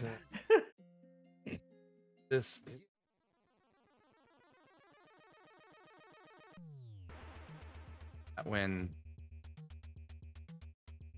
That's when the Great Lake Avengers first came in, right? All of them, right? You are correct. It is the first appearance of the Great Lake Avengers. Okay. So, David, that comic is worth $160, so you will be getting $320. It's gonna bring you up to an even $1,300. So if you win the bid, let's say, all right, just so I understand. So we have $1,000 to start. I Yes. bid $20 on the comic. I win the bid. Yes. I'm not You- adding that comic to the collection. I'm getting $20 of the worth back for it. Is that what it is? Or you only get the extra, you only get the worth back if you Yeah, go you- for the you- trivia. No. So the trivia is basically just a chance for a multi. Multiplier. I can't talk multiplier. Yes. Yeah, you get either So half what of. So you're adding the comic to the collection, Yeah. and Yes. then at the end we tally up how much all the comics are worth. Yes. The goal is to come out with the most money. So Yep. if you think everyone else is gonna like overbid, you can theoretically just not get anything and still win. Yeah. But it would Okay. require everyone else to fuck up. Right. Okay. I've never played anything like this, so just make sure I understand the rules.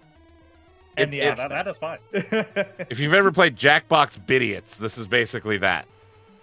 No, I usually play Fibbage. That's a good one.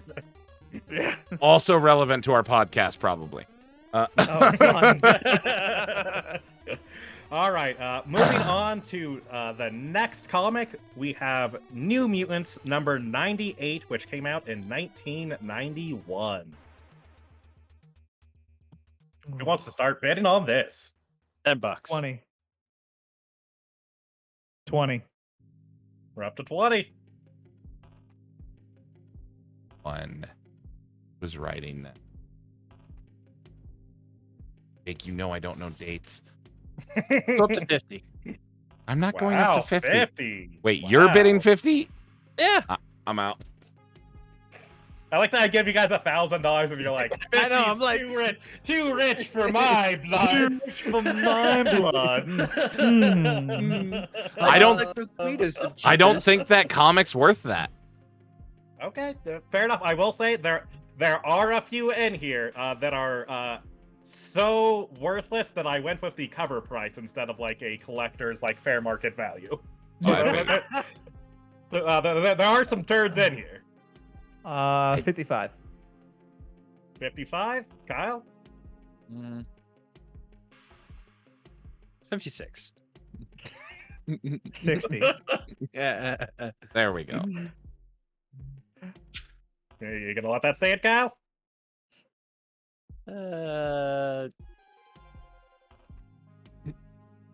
65. I'm out. All right, unless David wants to jump back in, it's going to Kyle for 65. He's not going to be able to double the money with the trivia, so sure, go ahead. Wow. Oh, can I hear this trivia? Yeah, I'll let you decide after the question, sure. Okay. Yeah, because I mean, if we ask the question and we don't know the answer, it's the same outcome, isn't it? No, we get if we accept. No, you- Actually, trivia, yeah. No. I think you need to do it before I ask the question. Yeah, because Okay. if you no quiz. take the chance and you lose, then it's Yeah. only worth half. Yeah, So you have a chance to get half as much or double. yeah. So It's I only want worth- you to go in blind. Okay. All right, no quiz then. No quiz. Figured Yep. as much. Okay, fair enough. Well, Kyle, I can tell you, New Mutants is worth $2,200. Really? Holy shit! It is Jesus. notably, and this would have been the trivia, the first appearance of Deadpool, Oh. Fuck me! who is a member of the Great Lakes Avengers. That was in 91, huh? Shit. Sure was. I could see my problem is dates mess with me. I judge like comic runs by who's writing because I hang out with you too much. No, fair. That would many have been comics Fabian are there? Niciez's run. Jake. I forgot Deadpool showed There up are in New 12. Mutants. Yeah. Well, Sure did. Okay. I knew that, but I thought it was much later than 91. I didn't realize Deadpool was only a year younger than me. Yeah. Jesus. All right. Well, moving on to the next title, we have Marvel Superheroes number 8, which came out in 1992, 1 year later. 30. I don't even remember this run.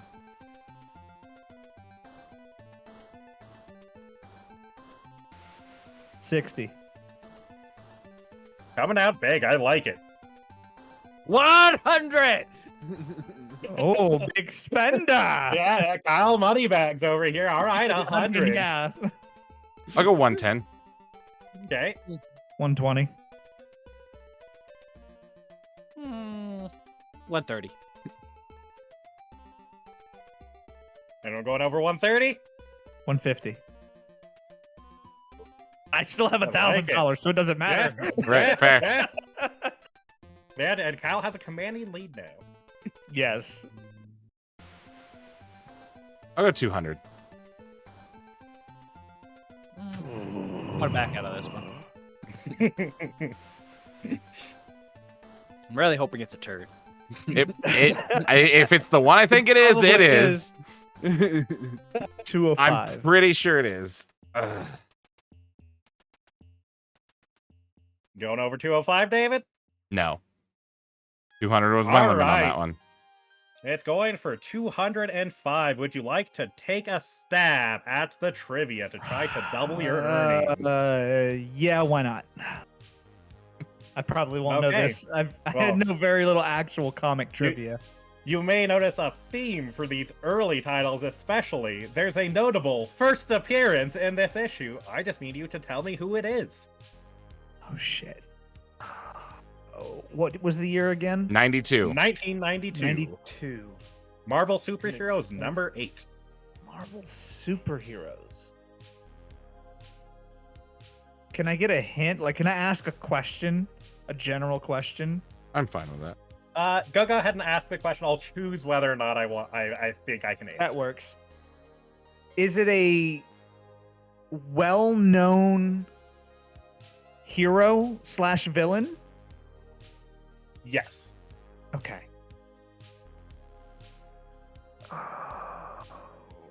Marvel heroes / villains who appeared in the 90s for the first time.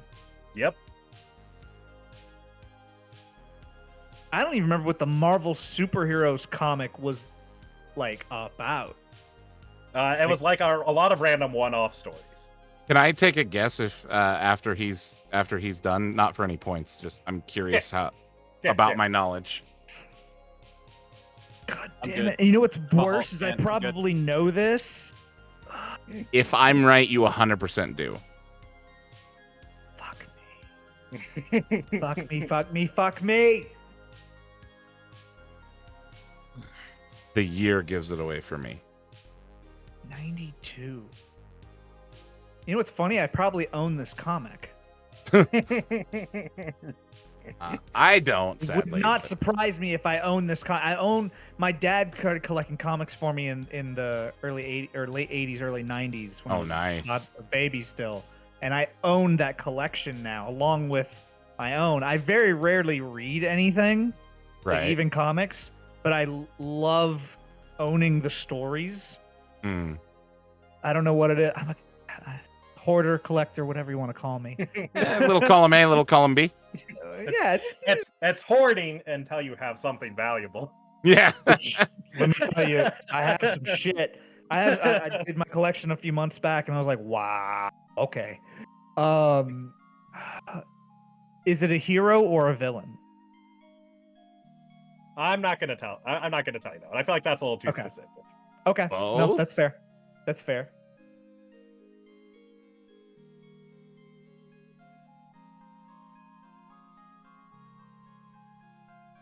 I'm gonna hurt myself with this one. This is I'm just gonna go suck. grab a Hulk comic and start reading that right now. Kyle's like, maybe it'll come up. Kyle, that could help you. Right. Spoilers: there is one Hulk comic in these options. Oh, I don't doubt it. You would fuck with me like that. I'm gonna hate myself, but I don't know. Before you answer, Ooh. Okay. is it the alien symbiote? No, but you are very close, David. And I know why you're confused about this, because the black suit Spider-Man appeared in Marvel Superheroes Secret Wars number 8, which is worth a lot. Okay, it is. It is. I was about to be like, oh, he's fine either way. Because as I started to think about it, fuck, okay. So I don't know But- who this is then. This is much more important. This is the first appearance of Squirrel Girl. Oh, I own that comic. I never would have caught that. Me either, and I own it. I've Never read would've it. Caught that. Which means you are. Oh yeah, for sure. You are going to get half of the 475 that is worth. So you are still Okay. turning out a very small profit. Still a nice little profit. So Yes. Wait, that's worth $475, or is that just like your value for it? Yes. Well, this is also going off of top rated. Oh, okay. Best conditions possible. Okay, I was like, Grade. I own that comic. You're telling me it's grade worth... A. Yeah, first printing, all of that. Yeah, none of mine are grade A's.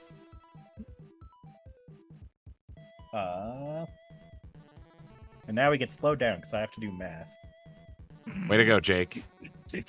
Why would you press create on a the game, calculator. yeah, right? Why do you make a game up. that you can't do? That's why I run the game, David. Those who can't do host.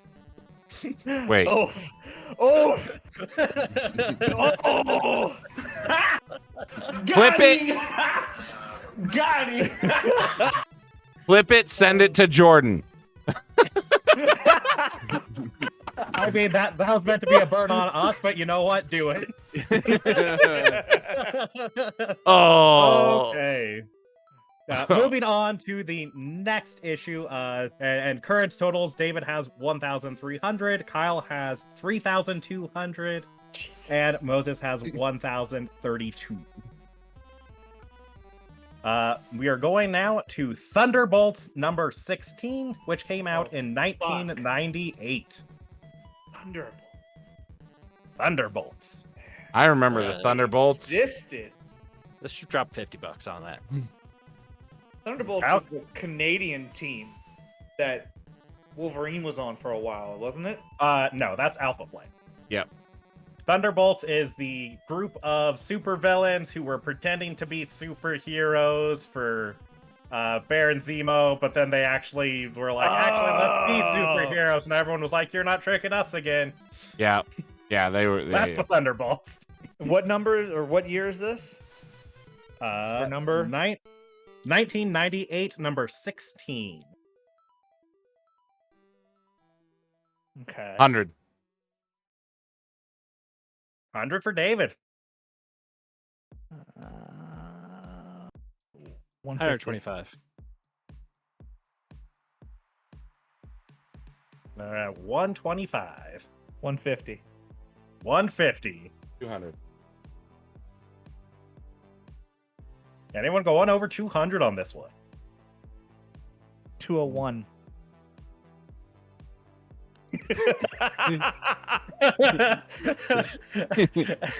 Any 202s out there? I'm petty, bitch. I'm petty. I will penny pinch you up too. 210. 225. 226.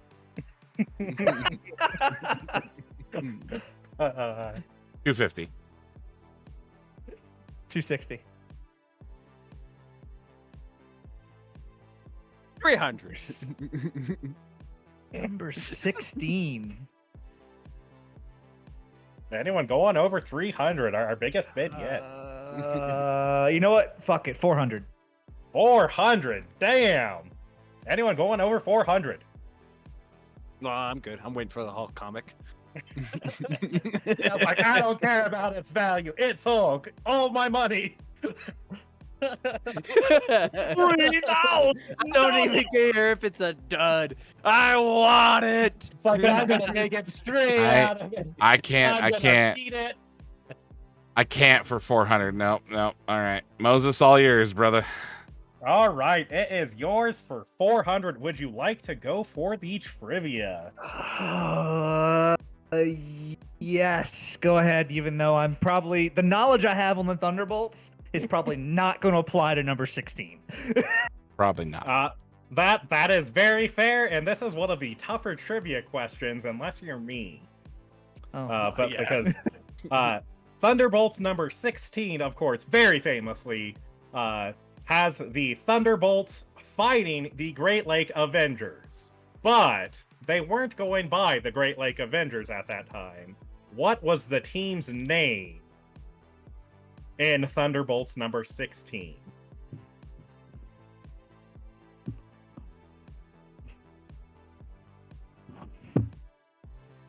East Coast Avengers? That is an incredible guess. Unfortunately, it is incorrect. Yeah, because this was before the 50 States Initiative, right? Oh yeah, way before. Yeah, that's what I That was thought. like States. 50 States Initiative. 2010-ish? Yeah. 50 States Initiative is where the Avengers, Tony Stark assigned an Avenger team to each one of the 50 states. Oh. Yeah, and they, No, they at this point were going by the lightning rods, trying to cash in on the success of the Thunderbolts, which is why they were fighting. I never would have got that. I didn't know that was a thing. he's told me it once before, but I forgot. Listen, I made the trivia game that I would destroy. That's what this is. Obviously. Unfortunately, that does mean, once again, you are going to get half value. Also, unfortunately, this comic is so worthless, I had to use the cover price, which was $2, which means you are earning... You bet $400 for a $1 comic. Hashtag worth it. It's a meme comic. It's a meme comic. It's worth it. That's right. True, and I own it. Just wait. I was going to say, Jake owns this. I own most of these comics, Dave. I know. The Poor only David thing I does. knew, the only thing I knew about the Thunderbolts was, now that you brought it up, was that they were actually villains pretending to be heroes, but that they did eventually become heroes. And what's funnier is that they were run at some point by Osborn, Yes. who also suited up as a hero as a villain under the guise of a hero. Yes, it is. Yes. It is the. Until he was killed, I want to say. It is the one of the many ideology that times. led to the Dark Avengers. Yes, that's correct. Yes. Yeah, the whole like deal with the Thunderbolts is they're always either a group of supervillains pretending to be superheroes or a group of superheroes pretending to be supervillains, depending on the time. Yep. Uh, Yeah, but we've got our first major financial loss. Sure did. Poor Moses. hashtag worth it. Right, You when gotta we spend money to make money, baby. see when we become famous and Jake has his way and makes Great Lake Avengers famous and popular with all the kids, then your investment will be worth money. That'll be the day, David. That'll be the day. And anytime now. People are gonna be like, "Who even is Iron Man? Flatman's where it's at." Bro, I brought up Flatman when I was talking to somebody in John C. Stout's chat the other night about comic books, or maybe it was animes, one of the two. And they had to go. I think it was, and they had to go and Google it. There. Yeah, I think it was anime because I'm pretty sure I was in that chat and I went and Googled it. I was like, who the fuck is Flatman? Fair. All right. Moving on to the next comic, we have Deadpool number 63, which came out in 2002. We're into the millennium. $80 you said, Kyle? $50. 50. Okay, 50. 55. 200. Wow, straight to 200. I like this. Ooh. Let's get another bidding war going. 201. Classic. You want to push it? Let's go, baby. Let's go. 220. 22. God damn it, Moses. 225. 30. I told you I'm petty. I'm petty. 230 going once. 230 going twice. 250. Ooh. Coming in at the last second. I'm gonna let it go. Are you gonna let it go, Kyle? 300. Ooh. Ooh. He Kyle remembered he has money. 301. Big Oh. spender. Ooh. Taking a move for Moses. Hey, do what you gotta do. 302. Yeah. 310 because I'm not a little bitch.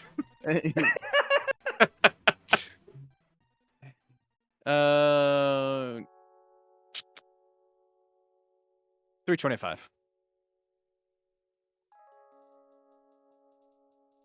Yeah, I'm done. Skiles for 325. As Jake Uh-oh. freezes. Yep, Jake froze. Oh no. Oh no. Oh no. Oh, he's Oh, back. there he goes. I'm back. I'm back. He's back. All right, Kyle got it for $4,000. 325, motherfucker. Yeah, it was 325. All right, Kyle's taking it. Yep. Yep. Okay, and would you like to go for the trivia, Kyle? Nah, I'm good. It's Deadpool. Do it. No. Aw. Do it. But I wanted to. Well, Oh, I need to get a do it button. do it. Kyle, you are going to take a loss on this one. Okay. Deadpool number 63 is worth $60. Ha! Still in the lead, David. Ha. That's fine. I'm making you That bleed is true. money. Also, you Yep. won't be. The Yeah. Hulk. I mean, with the Hulk, yeah, maybe not. Maybe I will. You never know. Maybe the Hulk could be worth something. We'll see. Jake, I'm That's- gonna that's look a- up something. I just want to make sure it's not the highest, the most valuable Hulk comic, is it?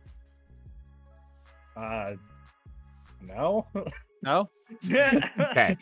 Well, the most valuable Hulk comics predate the Great Lakes Avengers by a good margin, so Yeah. I considered doing the first appearance of Hawkeye because he was briefly their leader, and it was so expensive it would have just completely thrown off the entire game. Fair. It's worth hundreds of thousands of dollars. Jesus. Sounds about right.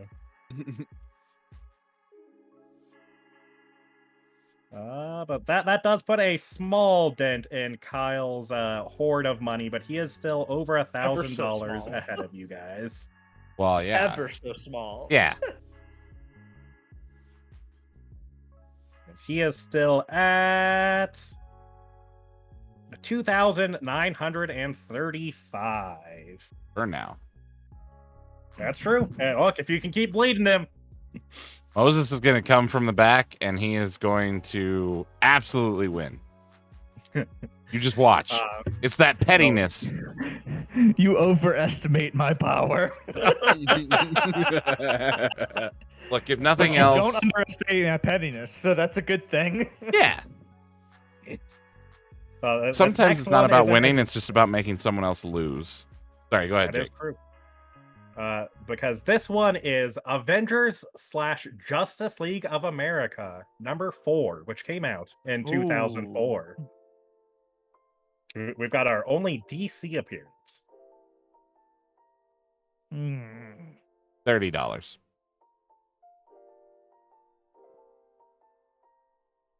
$50.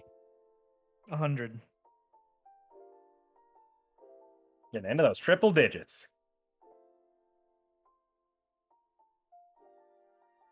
Anyone going over 100? 101. What about him, If Moses? we get a 102. 101 dimensions.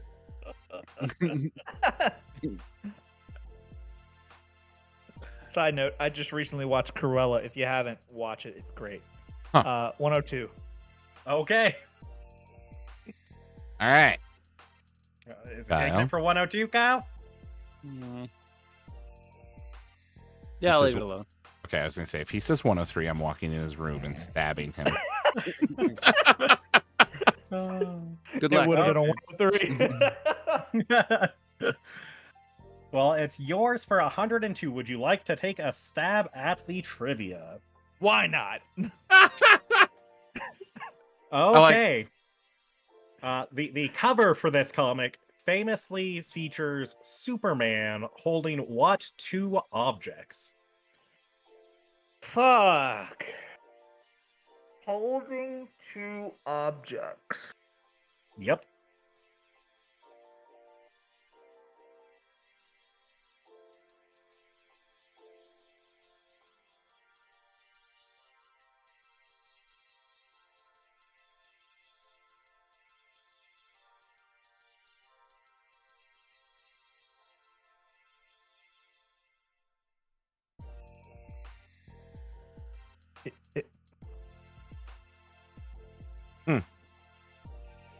I only would have guessed one of those right.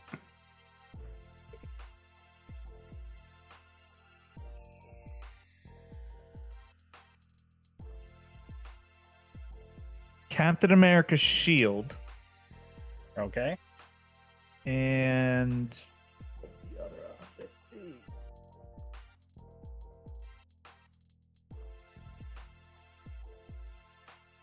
I really want to say Iron Man's helmet, but that feels too on the nose for that era.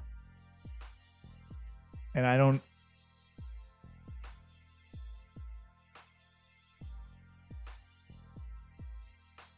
Fuck it, Iron Man's helmet. I'm probably wrong on both accounts. You are so close. So It is close. Captain America's shield and Mjolnir. Yeah, that's what I would have guessed. And that makes sense. That makes more sense. I forgot Thor even existed. Mjolnir. Harsh. Oh, man. Which is extra unfortunate because this comic is only worth 95 before going down to half value. Oh man, Moses is gonna go bankrupt. Oh, that's okay. That's okay. Puts you down at $578. Oh, shit. How much did I just spend on that? 102. Oh, fuck. Oh, that's right. I dropped 400 earlier. Yeah. It was the one before that that really did you in that $1 comic. Oh my god. Oh. All right. All right. Yeah, I'm doing great. I'm doing great. Let's go. Yeah, this is Winning? fine. Totally gonna win this. Let's go. Moving Comeback on score. to the next one, we have GLA #1, which came out in 2005. GLA. Great Lakes Avengers. Oh. $30. Kyle coming out with 50. 100. Back in the triple digits. Yeah, I'm out. That's I didn't even know this comment existed, so. fair. The Great Lakes Avengers are rare and they kind of suck, but they're also great at sucking. How dare you? They're How dare you? They're great at sucking. That sounded weird, but look, they are awful at their job, but it's hilarious. Debatable. What'd you say, Kyle? 125. 125. Ooh. Not like he doesn't have it to spend. 150. 150 for David. Are we going to get a 151? Like the original generation of Pokemon? Oof. 169. Greatest generation. All right, 169 for Kyle. David? 200. 200.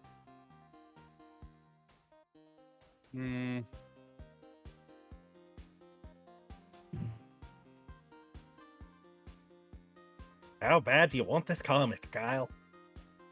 I'll let it go. All right.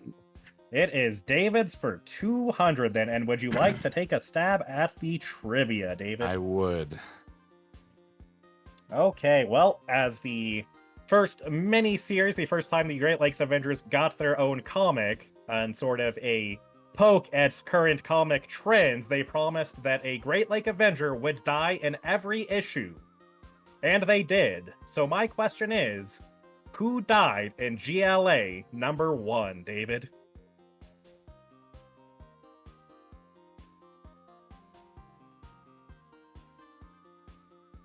That's not a good track for a team. Big Bertha, I think.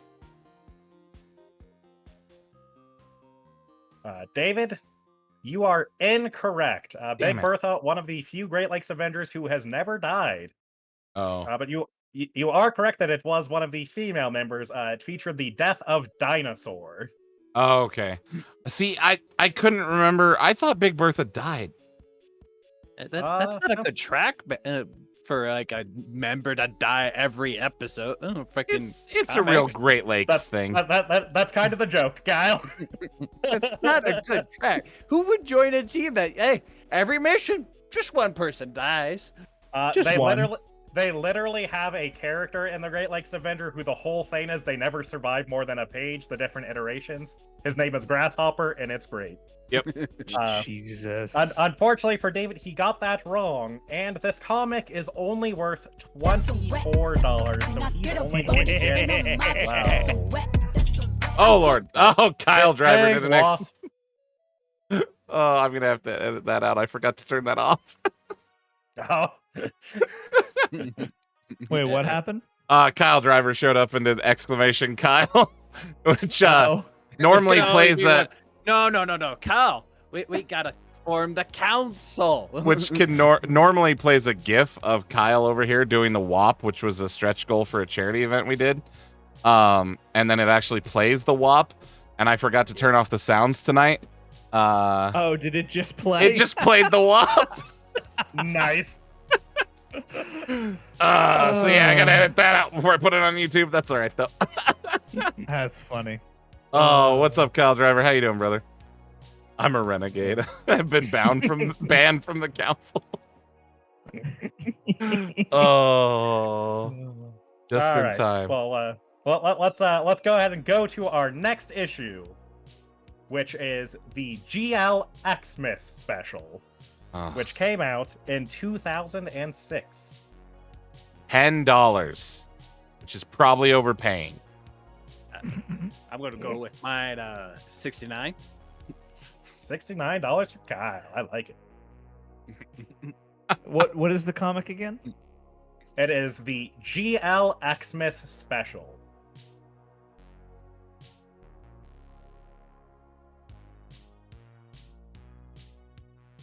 I will 80. say, it is supersized.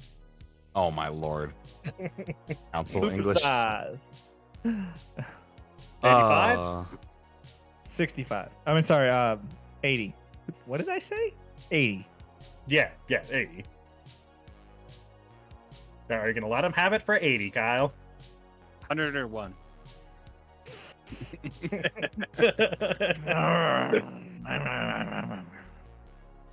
No 5. 105. I don't think this is worth anything. I'm out. 125. I'm out. All right, and Kyle is taking it for 125. Are you going to attempt the trivia, Kyle? No. That's fair. No, fuck that shit. Yeah, fair. This probably had the hardest trivia question, so that is fair. So Can I hear going the to trivia ask question? you- yeah. I was going to ask, who is the Great Lakes Avengers Christmas-themed villain? He is their number one arch enemy. And of course, it is Dr. Deciduous, as we all know. Very famous. I hate you so sorry, much. who? Dr. Who? Deciduous. Yeah. Yeah. No Yeah. clue who that is. He's the Christmas-themed villain who only does heists on Christmas. Uh-huh. And only in areas where the Great Lake Avengers deal with it. Yeah, in the Midwest, of course. And how much was that comic worth? That comic was worth $40, which means Kyle is losing 85 on that. Yeah. He Thank is God. still way ahead of you guys, though. Yeah, I mean, I don't know. Yeah, but that's I'm fine. losing less money than you guys. Look, This is true. I didn't think he was going to do that many duds in a row. My bad. Well, again, it's chronological order. Yeah, I didn't think comics was going to produce that many duds in a row. I had more faith in the industry. Too much faith. Obviously. Always. That's why I'm still a Alright. collector. Come on. Well, moving on to the next comic, we have The Unbeatable Squirrel Girl, #1, which came out in 2015. $100. I don't even care. I want that comic. Like, I want it for real. Like, I want your copy of it. To be fair, I just have the trade for that. I don't have the actual. That's fine. I want it.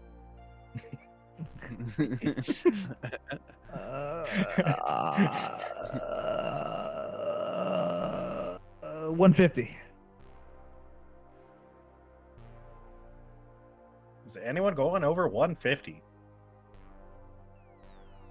Thought you 160. wanted it. I do. 160. 160. 170. 200. I can see Kyle's gears grinding over there.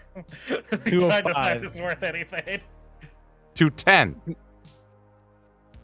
220. 221. 222. I can I've do been this out- all day. I've been out Moses.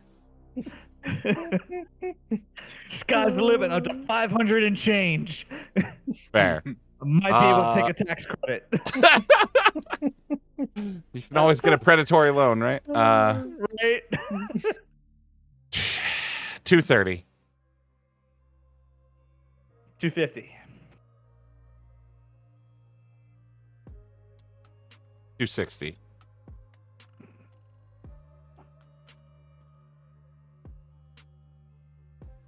How many more comics are on the docket?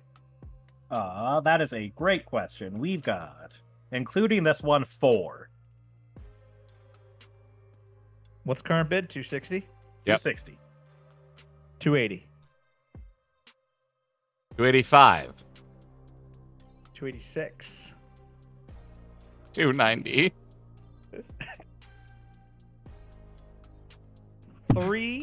$300. Wow. It's over half of your money, I'd like to remind you. Fuck it. That's the spirit. I love it. 300. Anyone going over 300? You're a monster. I'm fucking reckless. Deal with it. Fair. All right. I'm out. I'm great with other people's money, not my own. You're out, Kyle?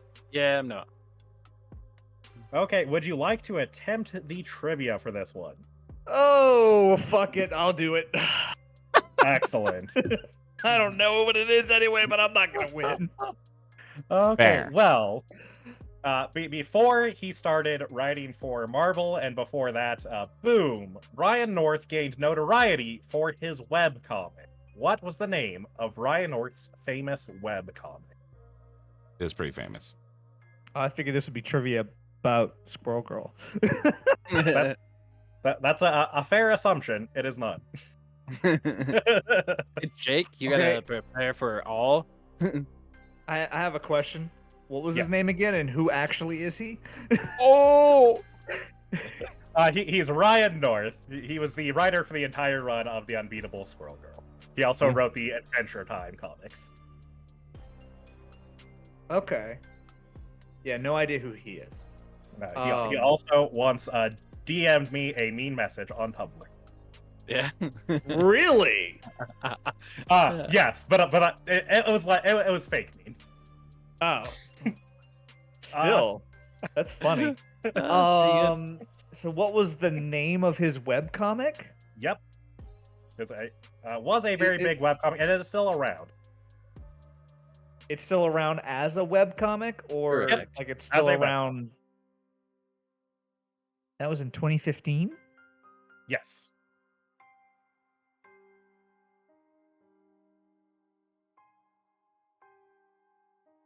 Kyle just ran away. That's fine. He can just leave his money sitting. Safe. you see a hand, appear through screen, it's not me. I swear. Yeah, yeah. Weird. A hand just came through the computer and changed my spreadsheet. I know what you're talking about.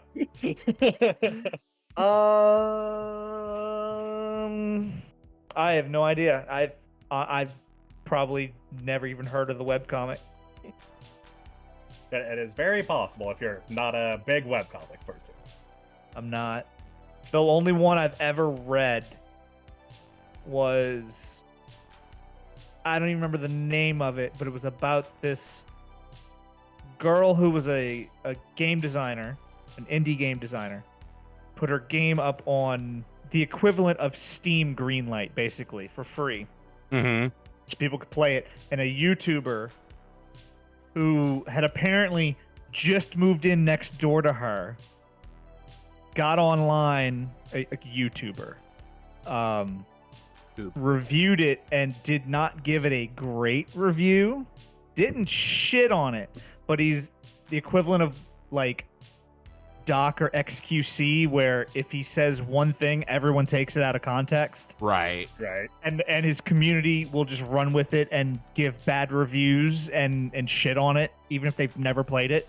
Mhm. And he shit on the controls, but she designed them specifically to be a certain way for X reason, and he didn't read the brief before playing the game. He just jumped in like an idiot. Gotcha.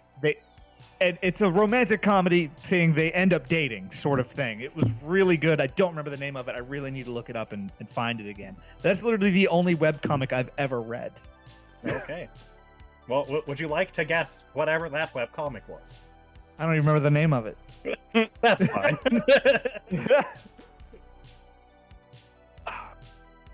Fuck. I'm gonna laugh if that's actually it, too. Because that was like 2015. I don't remember the name. Yeah, I don't know. Jake, you dive way too deep into this shit, dude. Do I? I don't think so. Obscure I've been around this knowledge. stuff my entire life, and I don't know this answer. I give. Take my licks. Okay, well, Ryan North's webcomic is Dinosaur Comics. Which was very like sort of started the trend of like non-artists doing webcomics, because it was all done with the like clip art dinosaurs and like pre-generated like houses and stuff was the whole shtick. Yeah, never heard of it. Fair enough. Some of these are admittedly very difficult, again, unless you're me. So how much was the comic actually worth? The comic was worth $55. Oof. Another big loss. What did you do to your light, Kyle? It does that once in a while. You say, like, your camera looks awful. Washed out. Good thing I haven't connected to my phone, so I can just be like, real quick, Right. fix. That's weird. That's gonna drop you down to $302, Moses. This is like golf, though, Let's right? go. Lowest score wins. Yeah, totally. I got a handicap. Let's absolutely. Up next, we have Great Lakes Avengers #1. 2016, they finally got their first ongoing series. What is Great Lakes Avengers #1 worth? 69. go. Wait, I thought you did this the other day. No, That was GLA. that was GLA, which was a mini series. This was the first ongoing series. So, Wait, so go ahead. Sorry. fuck. Okay, no, go ahead. This isn't Misassembled, right? I believe that was the title of my like trade. Okay. And we're at 69 for Kyle. $100, fuck it. 100. All right. Got a hundo from David. 101. I'm out. Fair. What? I've Um, been jumping from 69 to 101. This is true. 120. 125. Okay, I'm done. Okay, Kyle, would you like to attempt the trivia? No. Coward. You are a coward, sir. I'm curious. What was it anyway? The trivia was it added a new member to the Great Lakes Avengers roster. Who was added? Do what I mean? I have no idea. Fair. Look, I'm not saying it's the wrong strategic move, Kyle. I'm just saying you're a coward. Yeah, I don't care. Who was added? Good boy. Yeah, I don't know that one. That is not a Great Lakes Fair. Avenger. I know. It is the Was it- most recent addition.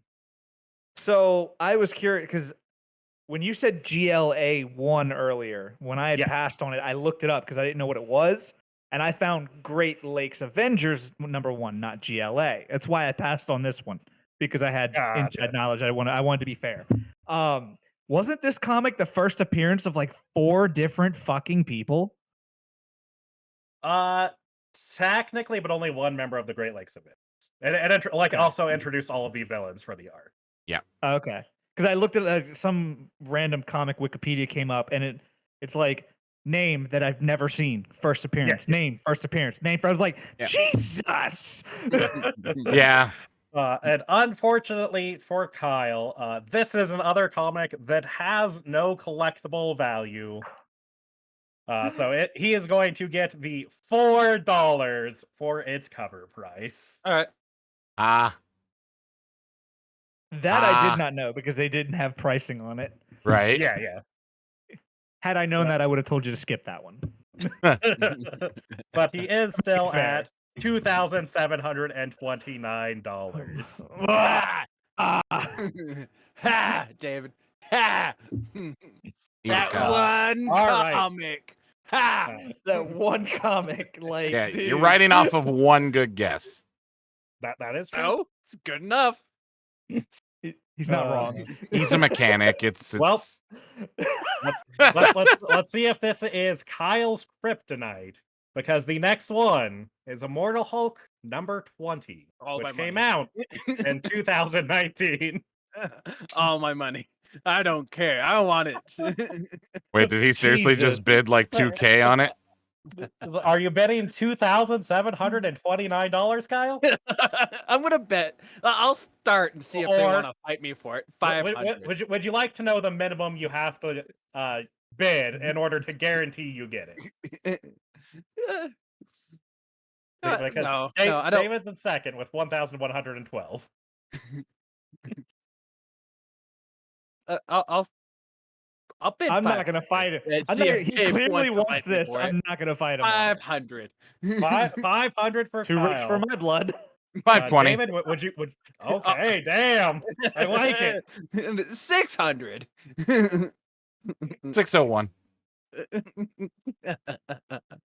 David's just gonna drive up the price until it's he David. maxes out. David, just go all in. Go all in. Go all in. Do it. Do it. Do it. Do it. Do it. If you go all in, you get a profit. You double it. You could be sitting pretty. This 669. I think Do that's it. good. All in. You know what? All right. Look, I'm going to give in to our guest demands. All in. I'm in. All right. I'm in on this. David Alright. bids 1,112. Are you gonna let him have it, Kyle? I'll up him by 1. One So we third. could have just saved time Right? earlier when I said 1,113. That's the magic number. You can't lose if you bid that. Hey, I wanted to see if anyone was gonna fight me for the Hulk. So let's. Fair David. enough. He was already gonna win, Right. but if it's a dud, Yeah. he just lost half of his money. Yep. True.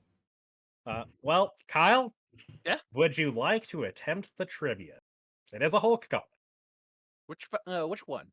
Just to. It is Immortal Hulk #20.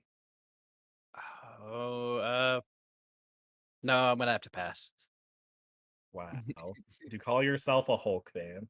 I Right? do. Would like to know the trivia question regardless. since he's Of passed. course. Kyle was correct to pass. The trivia is not about the Hulk. See, It is, of course. This comic goes to the end of the Marvel Universe. And I was going to ask, who is the only person in the Marvel Universe to outlive the Great Lakes Avengers, Mr. Immortal? Does anyone know? The one above all? Incorrect. the Eternals. Incorrect. The Old one Ed. wait, the one above all is dead? I mean, theoretically, yeah, no, he would definitely be dead. He's mortal.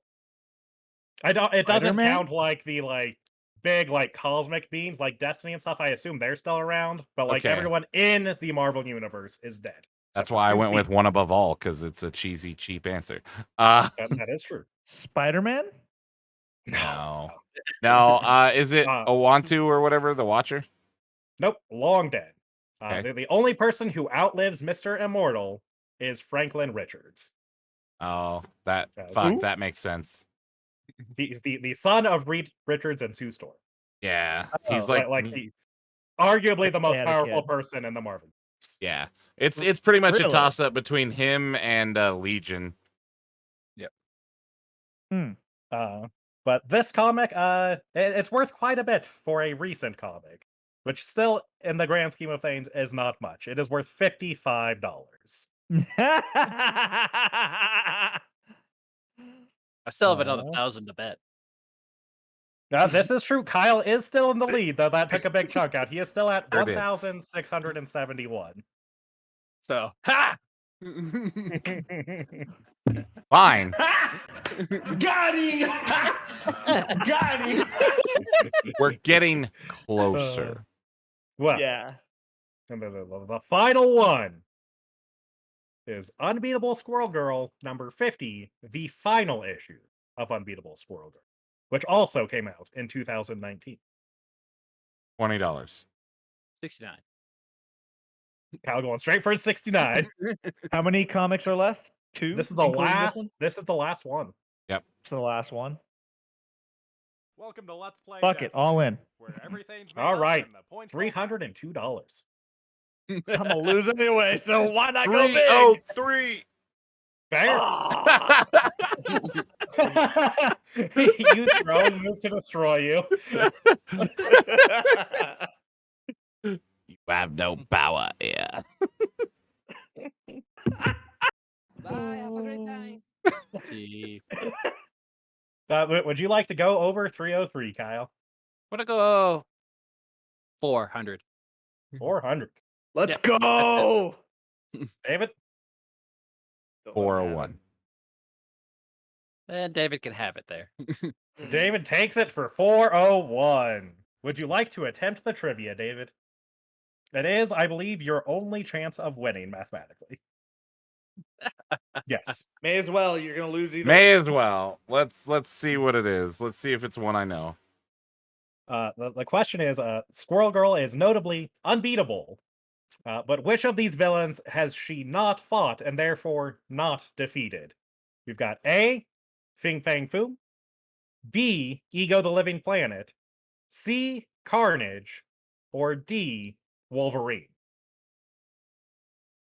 Which of these has she not fought?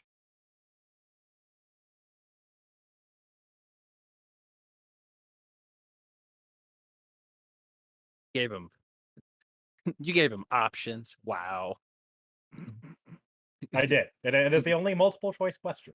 I know it's not Fing Fang Foom because I know I have read when she fought Fing Fang Foom. I mean, technically fought Fing Fang. Anyways, one of the squirrels that has a Lucky or Tippy or something. Tippy Toes is her second squirrel, which is the one who would have fought Fing Fang Foom. Tippy Toes, yeah, that's it. Monkey Joe is the first squirrel who was murdered. That's right. Yeah.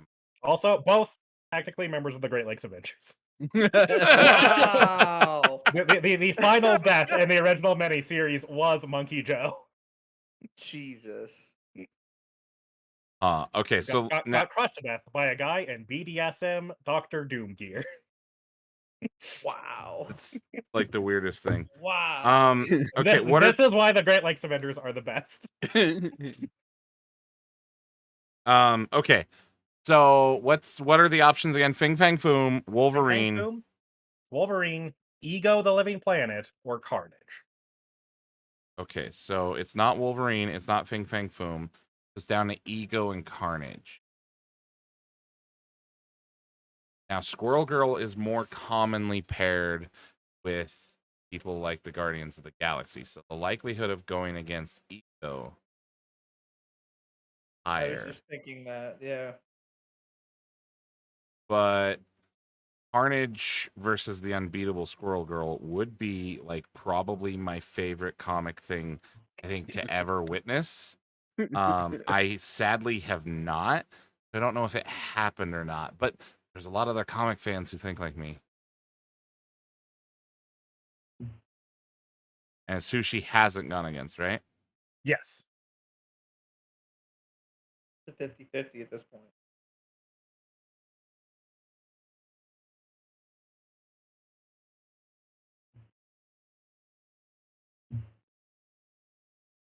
Wait.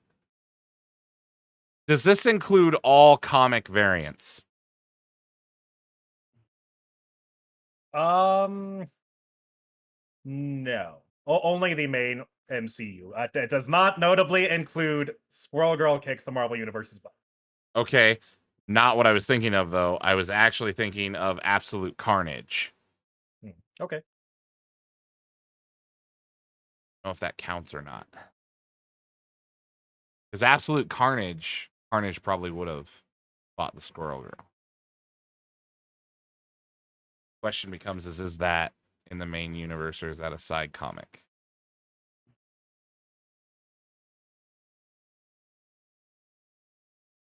Okay, but Ego, okay, hang on. I have to get the MCU out of my head. Because Ego is the living planet. Yep. Ego is not Jeff Bridges. God damn it. Not Jeff Bridges and the MCU either. I know, but You Wait. want That was Kurt Russell. I know. It's Jeff a whole Bridges was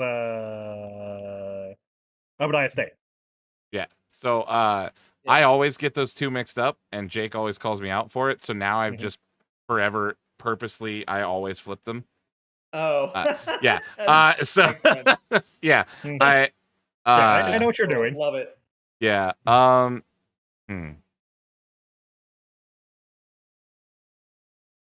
really don't know. Okay, so it's 50-50. Again, egos that Do, do, do, do, do, do, do, do. Carnage. I'm gonna go with Carnage because I'll bet Absolute Carnage doesn't count. Okay, David, you are correct. Carnage is the only one on that Hey! list that she has not defeated because she has not fought. Thank God. Which is going to give you double the value of the comic, which unfortunately is a turd. It has no collectible value, so you are going to get double the cover price of $4. You earned yourself $8. Kyle, despite bidding over $1,000 on that Hulk comic, is coming out the winner. There was only one that was over $1,000. Only one. And I was explicitly looking for Great Lakes Avengers related comics worth money. Oh my God. Of which there are few. Right? Yes. Oh my Lord. I won and got my Hulk comic. Yeah. You don't actually own it. Calm down. No.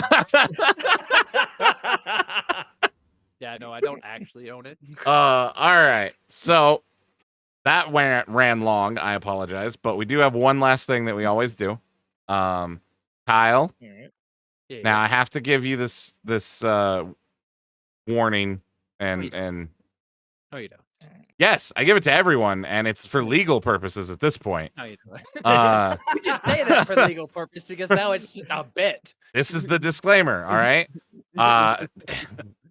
Look, The views and opinions expressed in Kyle's Chaos Corner do not reflect the views and opinions of Let's Play Death Ray. We have no control over what he's doing. We're sorry. We appreciate you and appreciate you coming on the show. We're sorry for whatever he does. All right, Kyle. Bring it on, bitch. I love it. All right. So I'm just gonna ask you various open-ended questions. Okay. Ooh, this is becoming Kyle's trivia corner. Yeah. It's not even going to be an actual answer. It's going to be just an answer from him. There's no Why so absolute true defensive? fact for these things. Why so defensive? I hate you, David. I hate you. I fucking hate you. All right. I've asked my coworkers this question before, so it was funny.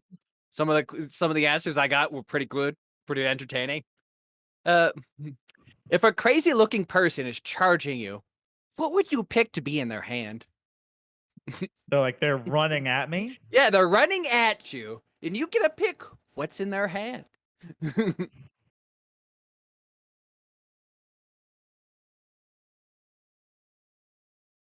I just like that you're focus grouping Kyle's Chaos Corner now. I know, right?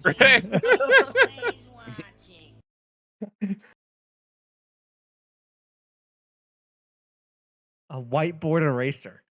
There you go. All right. Completely non-threatening, easily to disarm. Right? All right. So, my funniest answer I got from my coworker was the squeaking chicken. Okay, rubber chicken, that's fair. Yeah. I will say It's great. more annoying than the eraser though. Runner up was a pillow. You can still get hurt with a pillow, though. You're not I know. getting hurt with an eraser. Unless Well, they, you can suffocate someone to eye. death with a pillow. Yeah. you could suffocate someone to death with an eraser. You ever had one of those erasers thrown at you? Yes. No, question. Are we talking about the foam one or the wooden block one? This is the whiteboard versions, which are only made in plastic. Yeah. It still doesn't matter. It bounces off the head. It's not good. So I've been needs made to to know bleed about with this one. question. What's your favorite side dish? Side dish? Yeah, Ooh. side dish. Really thought you were going somewhere else with that one, Kyle. Same.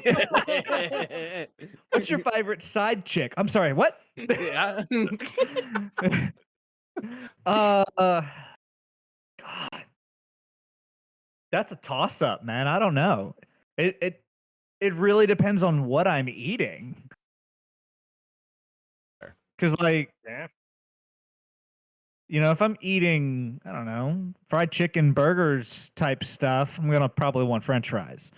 But man, you can't go wrong with a good dish of mac and cheese, you know? or simple white rice. Like maybe add a little butter to it. You don't have to, but white rice by itself kicks ass. Bro, this is an existential question you got here, man. Kyle got the answer he was looking for. So Yeah, I don't dude. think he cares You at this wanted point. white rice, didn't you? So I personally think rice can go with anything. It does. Just varying type, does. any type of rice, whether it's fried rice, steamed rice. Mm-hmm. Any really any can. type of rice. No. It goes. Yeah. What There- doesn't it go with? Other than pizza, but I mean, it's pizza. One, pizza is a great answer. Two, Rice on the side of sauerkraut and rice tastes awful. Well, yeah, because you put sauerkraut in it. Sauerkraut tastes awful. Why Like, were you oh. even eating that? Exactly. 'Cause I it's dumped garbage delicious. on this rice, and now it tastes bad. What the hell? It's rice's It fault tastes now. bad. Now Wow. it tastes bad. What? Any form of schnitzel or sausage. Even I would go so far as for the most part. Wait, no, no, no, no, no, no, no, no, no, no, no, no, no. Unless, No, hang no, on, no, no, no, hang no, on, no. unless Hold on, gumbo. hold on. Jambalaya is predominantly rice. The number one ingredient to add in jambalaya is smoked sausage. Yeah, also gross. How dare you?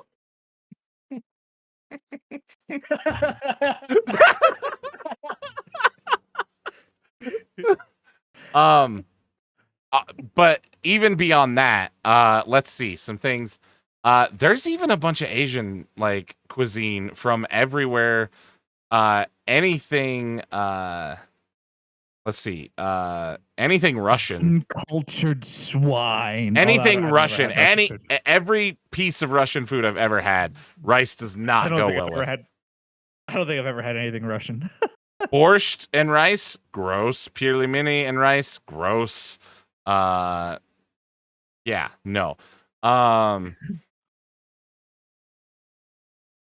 Chat, my God. Anyways, yeah, no. Rice just there's a lot of stuff rice doesn't go with, man. No, you're wrong. Yeah. It's No, I'm 3 right. against 1 here. It's 3 okay. against It's 1 okay. here. You've You been can. outvoted. It's okay to be wrong sometimes. That's my line. Damn it. Where's the wait? Where? Damn it, anime. Where's the McQueen button? Right? Humble Oh, we need the yourself. McQueen. Just for once. Right? Oh, I fucking God, I love McQueen. Dude, that sounds so good. Oh. All right. All right. I'm going to move on to the next question. Uh-huh. Right. Wrap it up, Kyle. No, I'm just kidding. If you could live the rest of your life in a video game, what villain would you pick? Wait, what? What? If you could live the rest of your life in a video game, what villain would you pick? Like I'm becoming the villain, Yeah, or you would be the villain. oh, okay. Oh. That's Ooh. such a shitty way to ask that question.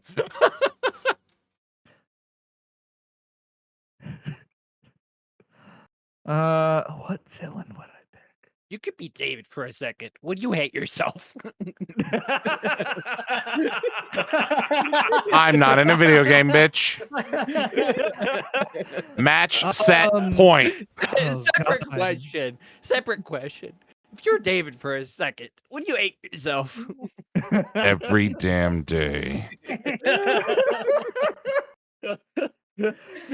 Oh, if I could be a villain in a video game franchise, what villain would I pick? God. You know what? Actually, I'm this all is looking at his easy. shelves. This is easy only because it was something. It touches on something I've never gotten to do, and now that I don't have hair, I can't do unless I get a wig.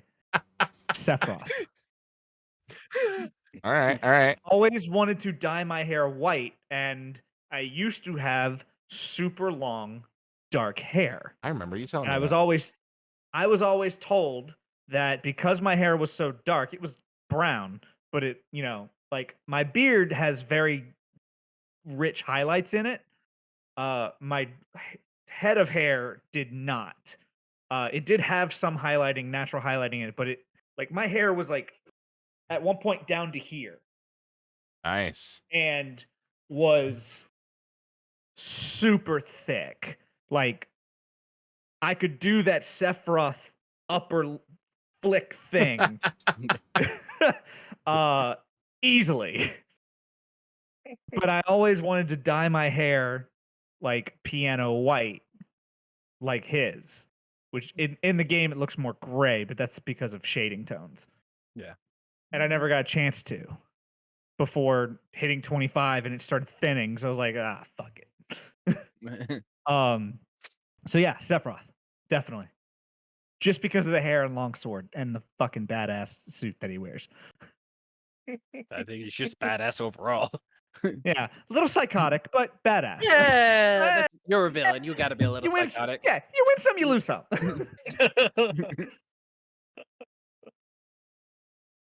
Seems like a fair trade to me. Why not? All right. If you could unsee a movie, what would it be? Any movie for any reason? Any movie. You can unsee the movie. So that I could then rewatch it, maybe? Mm, Or unsee it because it was shit. I mean, if you want to use it either way. Okay. Because I'd be Bowser because get the princess more than Mario. Sorry, I just read Bacon's Nightmares. That's fair. For the video, to be honest, I would be Bowser because I get the princess more than Mario does. It's a good answer. That's a good answer. Yeah. God, movie I could, because I don't think I've ever seen a movie that was such shit. I wish I could unsee it. I can Even name the a ones, God, you're lucky. even the ones I've thought that were like trash, I'd probably still watch for comedic trash value. You know, like it's so bad it's worth watching this train wreck. Mm-hmm. No. But there have been a few movies where I wish I could unwatch it, just like video games, so I could re-experience it for the first time. Eh. And to that, I would actually say Iron Man 1. What's that? I've never heard of that movie. You Yeah, never. what are you talking about? They made it What are you one. talking I about? thought they went straight to 2. Yeah, they No, they- just started at 2. Yeah, they did. Y'all didn't like the first Iron Man movie? Can't talk What about are you it. talking about? What are you talking about? It's a whole thing. Oh, is that one of the banned movies? Yeah. Which I was hoping you would choose. Bacon's Nightmare just brought up the last Resident Evil movie. Yeah, like that entire franchise is absolute garbage. But I like watching them to watch the train wreck. Yeah. That's Yeah. reasonable. So I Um, read Like, they're not horrible, but they're not good Resident Evil films. That's Right. accurate. Yeah.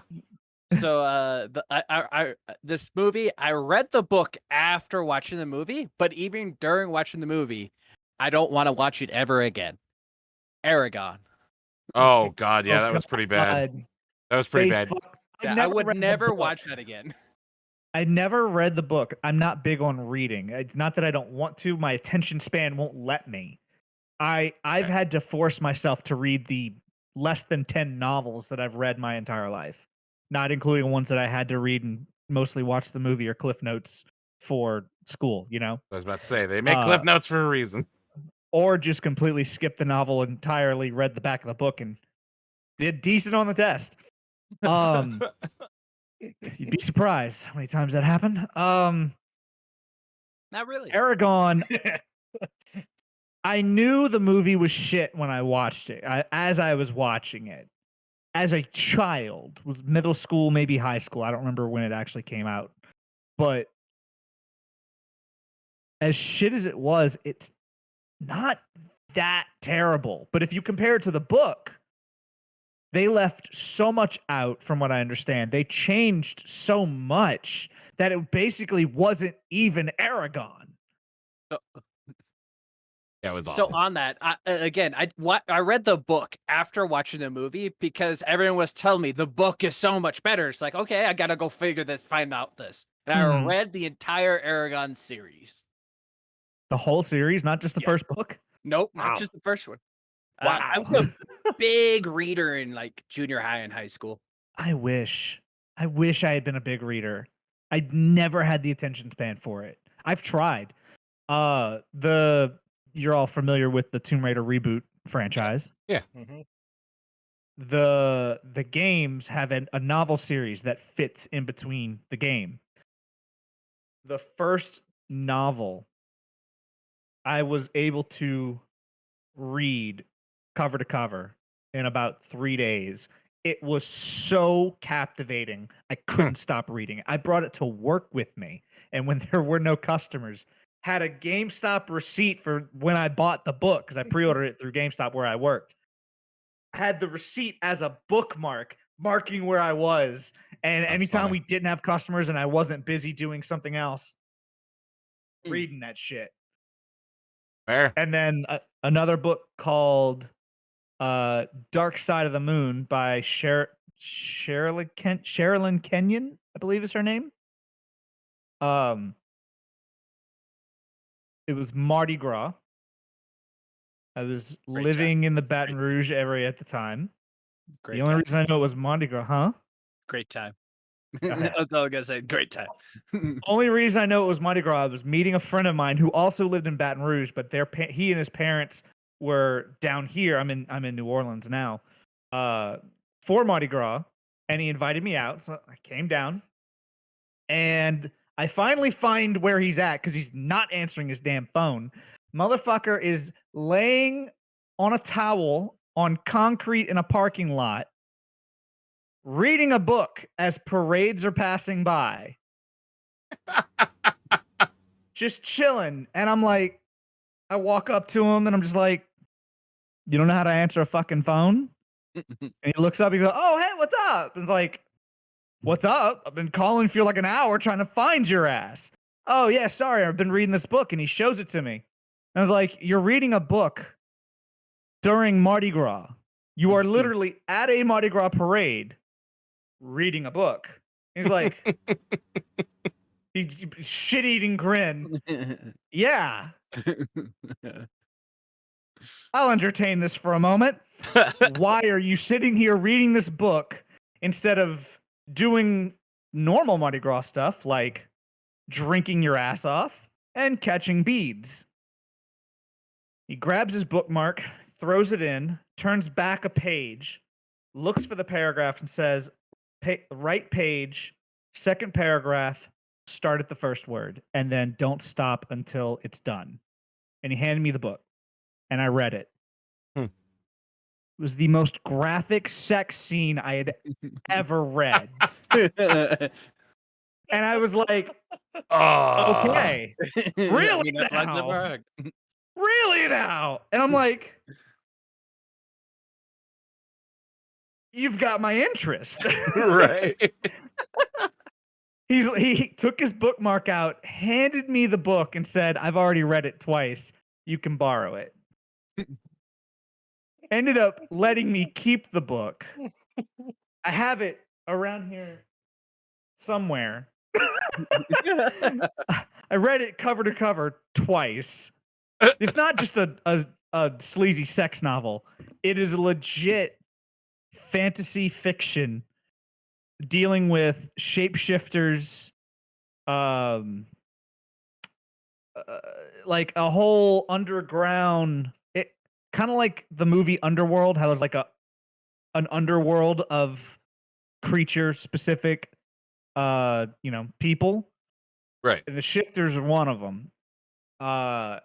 And it's like this girl just randomly bumps into this guy who's a long hair, gorgeous shapeshifter type, and ends up in the middle of a war between these two races of beings. I don't remember a whole lot about it, but because it's been like a decade since I've read it, but highly suggest that book alone, much less the rest of the series, which I assume is just as good. And there's like a bunch of novels in that series. So if you are an avid reader, Sherilyn Kenyon's Dark Side of the Moon, A-list. Okay. Nice. Sounds like Twilight. Yeah, Chat that's is attacking it. No, there's no sex scenes in Twilight. That's correct. Well, Let's that's admit, it is more graphic violence than Twilight ever could have been.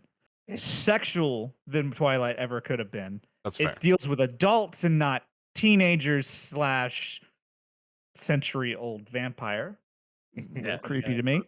Plus side. It's what Twilight wishes it had been. Good. Yeah. I was gonna say good. He said, knowing that he watches Twilight at least once a year. Don't at me. Don't at me. Well, so deleting this. No.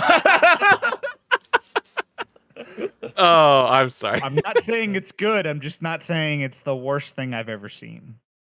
Fair. That There is has true. been I worse. There I have was gonna been worse. Absolutely. say I've seen, Two Girls, One Cup. Anyways, I have I'm done, not. David. You're I'm To done. my welcome. credit, I have never once seen that. I was the guy who his brother would show him all kinds of stuff on the internet, and I'd always watch it. And yeah, I just fell for the hey, watch this video. I got dared to see it. I got No. lucky. Uh, Someone I found out about it like right as it, because it went viral for everyone, everywhere. Yeah. Mm, And I don't know how, but I was able to dodge it. That's good. Everyone was like, I think like people were talking about it, and someone tried to hit me with the dude, you need to watch this video, and like, oh, don't ask what it is type of thing. And I was like, no, because I know what you're about to try and show me, and I don't want to see that. Yep.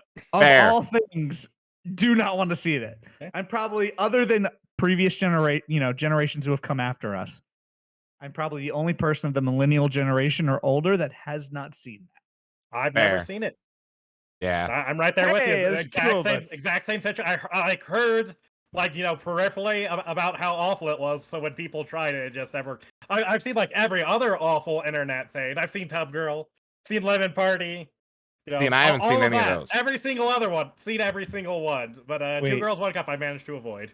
Tub Girl. Lemon Party sounds familiar, but I would have to be reminded of what that was. Oh, it's awful. Tub Girl. don't. No. It's awful. Don't Google them. No. I'm not. I know better. Yeah, than to do that. But They're all along the same lines. Yeah. what was Tub Girl? We can't describe it. This is gonna go on YouTube. We can cut this out, right? Yeah. This break TOS? Yeah, God.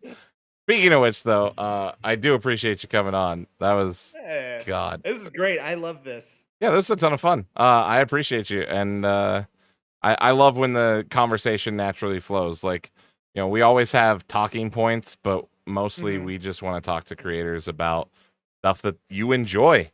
And passion. yeah, we're all Twitch streamers, but we talked about video games because we're all gamers. We've all been gaming since we were young, and I love that. But anyways, yeah, so thanks for coming. I appreciate you guys, everyone in chat who hung out and stuck around with us. And yeah, we'll catch you next time. Hey guys, thanks for watching the video. We hope you enjoy. Make sure you subscribe. Click the bell icon so you don't miss any of our new episodes. And as always, if there's any creators you want us to get in touch with and bring on the show, make sure to leave a comment down below or send us an email, and have a wonderful day. See you next time.